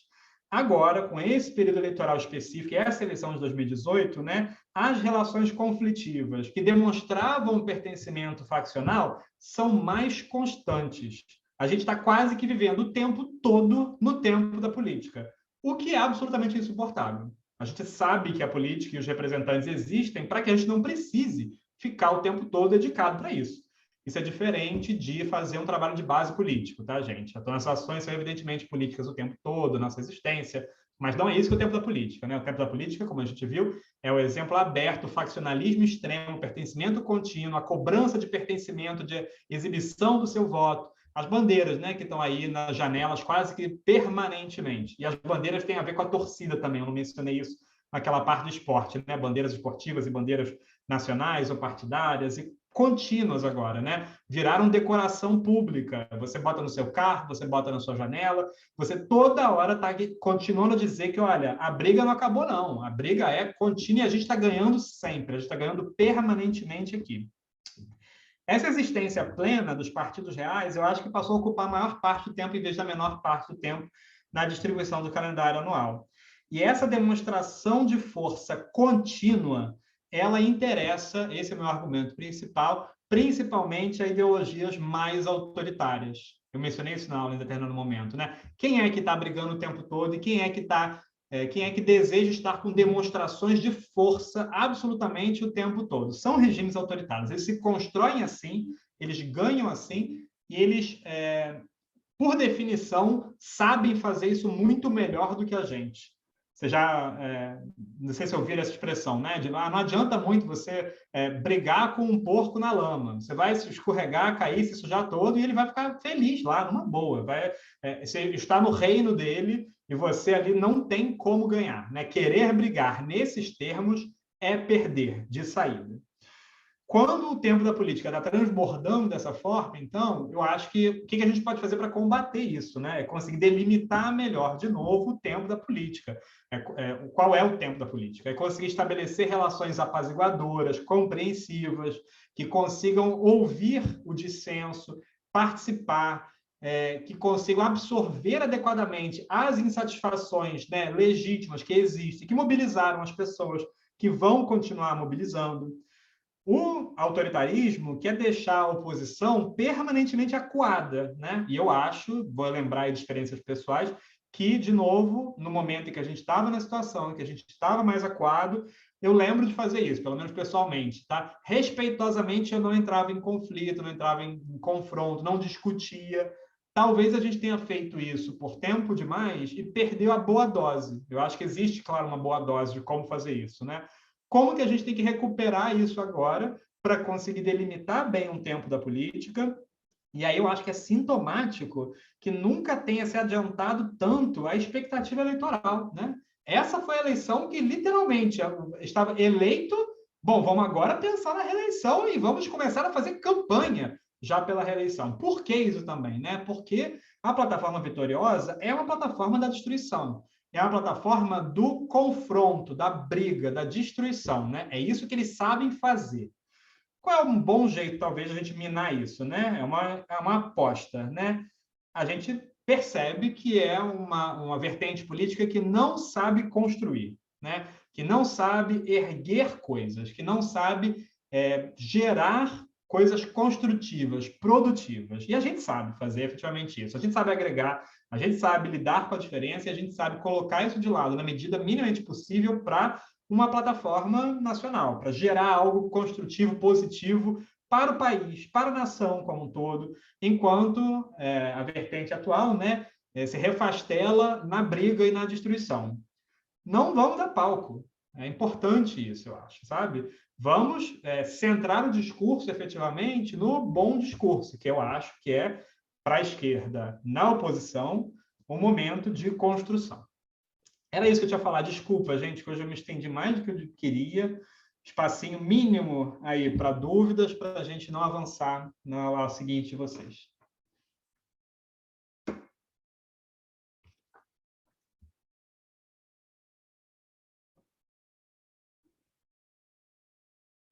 Mas o espacinho mínimo para dúvida é covarde também, né? Poxa, 4 minutos. Gabriel, Deixa para a aula que vem, então. Mil desculpas. Deixar um tempinho maior na aula que vem. Não, mas enfim, mas foi ótimo. A meu ver, foi até importante para nós terminar Você já abriu o leque, abriu totalmente o leque para pensar. Muito bom. Beleza. Então, gente, tragam questões. A aula que vem vai ser mais curta, tá? Porque vai ser aquela questão do letramento digital que eu mencionei. Não tem leitura, então você fica mais tranquilo também. Tranquilos. O que vocês tiverem anotado, tragam e a gente conversa numa boa na próxima aula. Gente... A aula que vem vai ser o quê, Gabriel?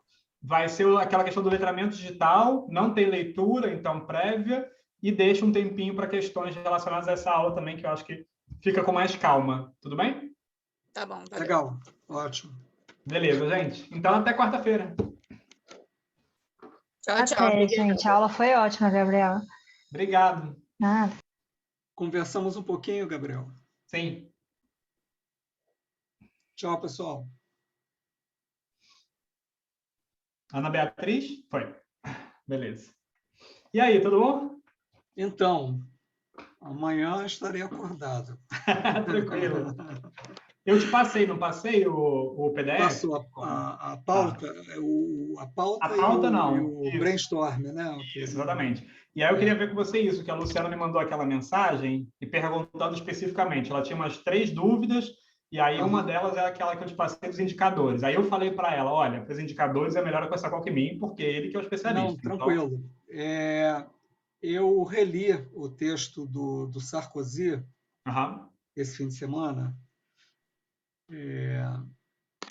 É um texto até meio... Assim, o final dele é meio... Eu estou na última parte, relendo a última parte, ele fala sobre pegada ecológica não é um bom capítulo para ler, não é um capítulo que te deixa muito otimista. Eu venho para essa aula de hoje, você tá aqui falando de como ganhar a próxima eleição. Está ótimo. Mas o que eu pensei foi o seguinte, eu acho que eu deveria falar sobre esse texto, porque é um texto central dentro de uma discussão que começa, na verdade, na década de 40, com o produto interno bruto, que vira o referencial pós-guerra da reconstrução dos países.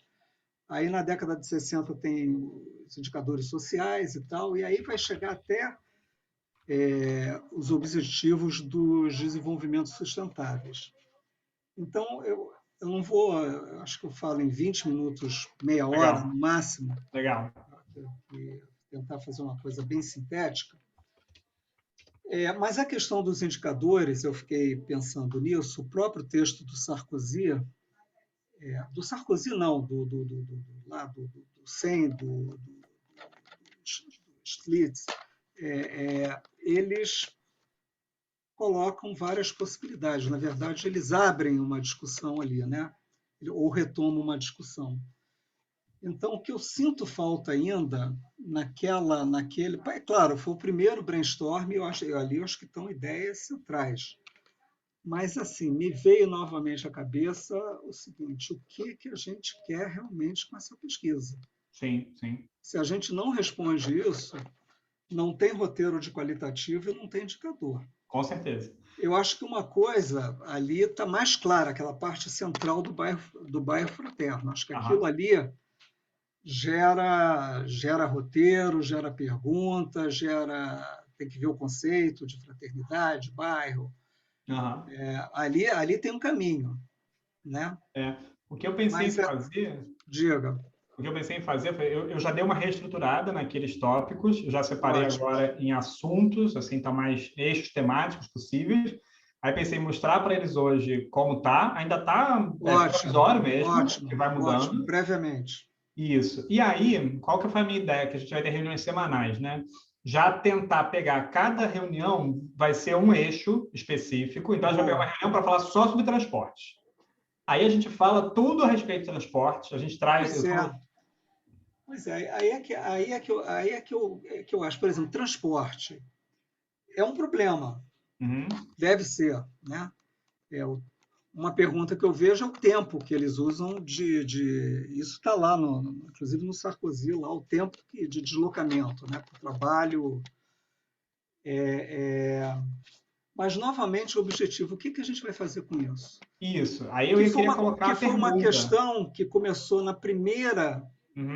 Alguém levantou, não sei se foi o Alberto ou o Júlio que levantaram isso, falando que a gente tinha que sair do alternativo, do tradicional, ir para o alternativo, mas, ao mesmo tempo, colar isso com a política pública. Sim. E o Marcelo falou uma coisa que eu me lembro também. Se for para diagnosticar que a favela está ruim, não precisa fazer não precisa, exatamente. Né? Porque a gente já sabe disso. Exato.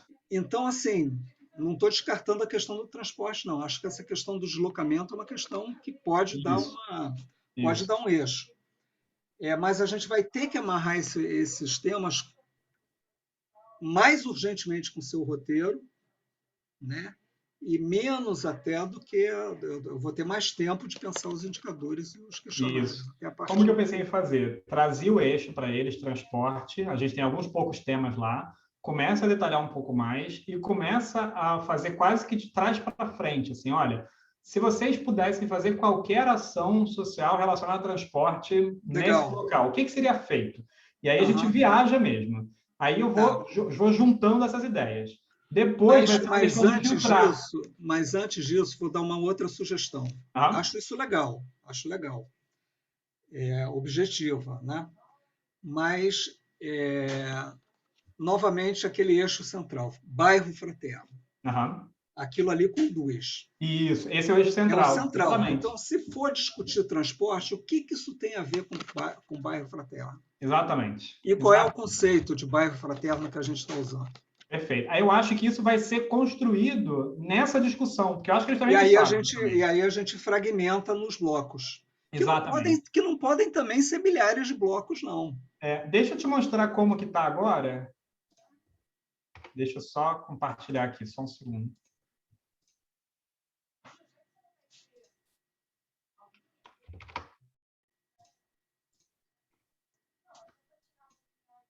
Programinha bom esse, hein? Eu dei uma olhadinha nele, ele é bem legal. Gostou dele? Eu acho Gostei. que ele ajuda a organizar bastante. Estou aprendendo um monte de coisa nesse curso. Dá uma olhada. Ah, legal. Você separou por tema já. Eu separei por grandes eixos, não está terminado ainda. Aqui tem alguns dele que eu não coloquei, aqui ainda tem fora. Deixei esse de valores como central. É isso. Aí... A questão da fraternidade está aí, né? Isso, fraternidade é o primeiro. Eu acho que tem a questão da liberdade, só aparece lá no Sarkozy, quando ele traz 3 conceitos: bem-estar, qualidade de vida e felicidade. Ah, ótimo, felicidade. E vai lá na filosofia. Legal. Começa na filosofia. Ótimo. Então, esse é o centro do negócio.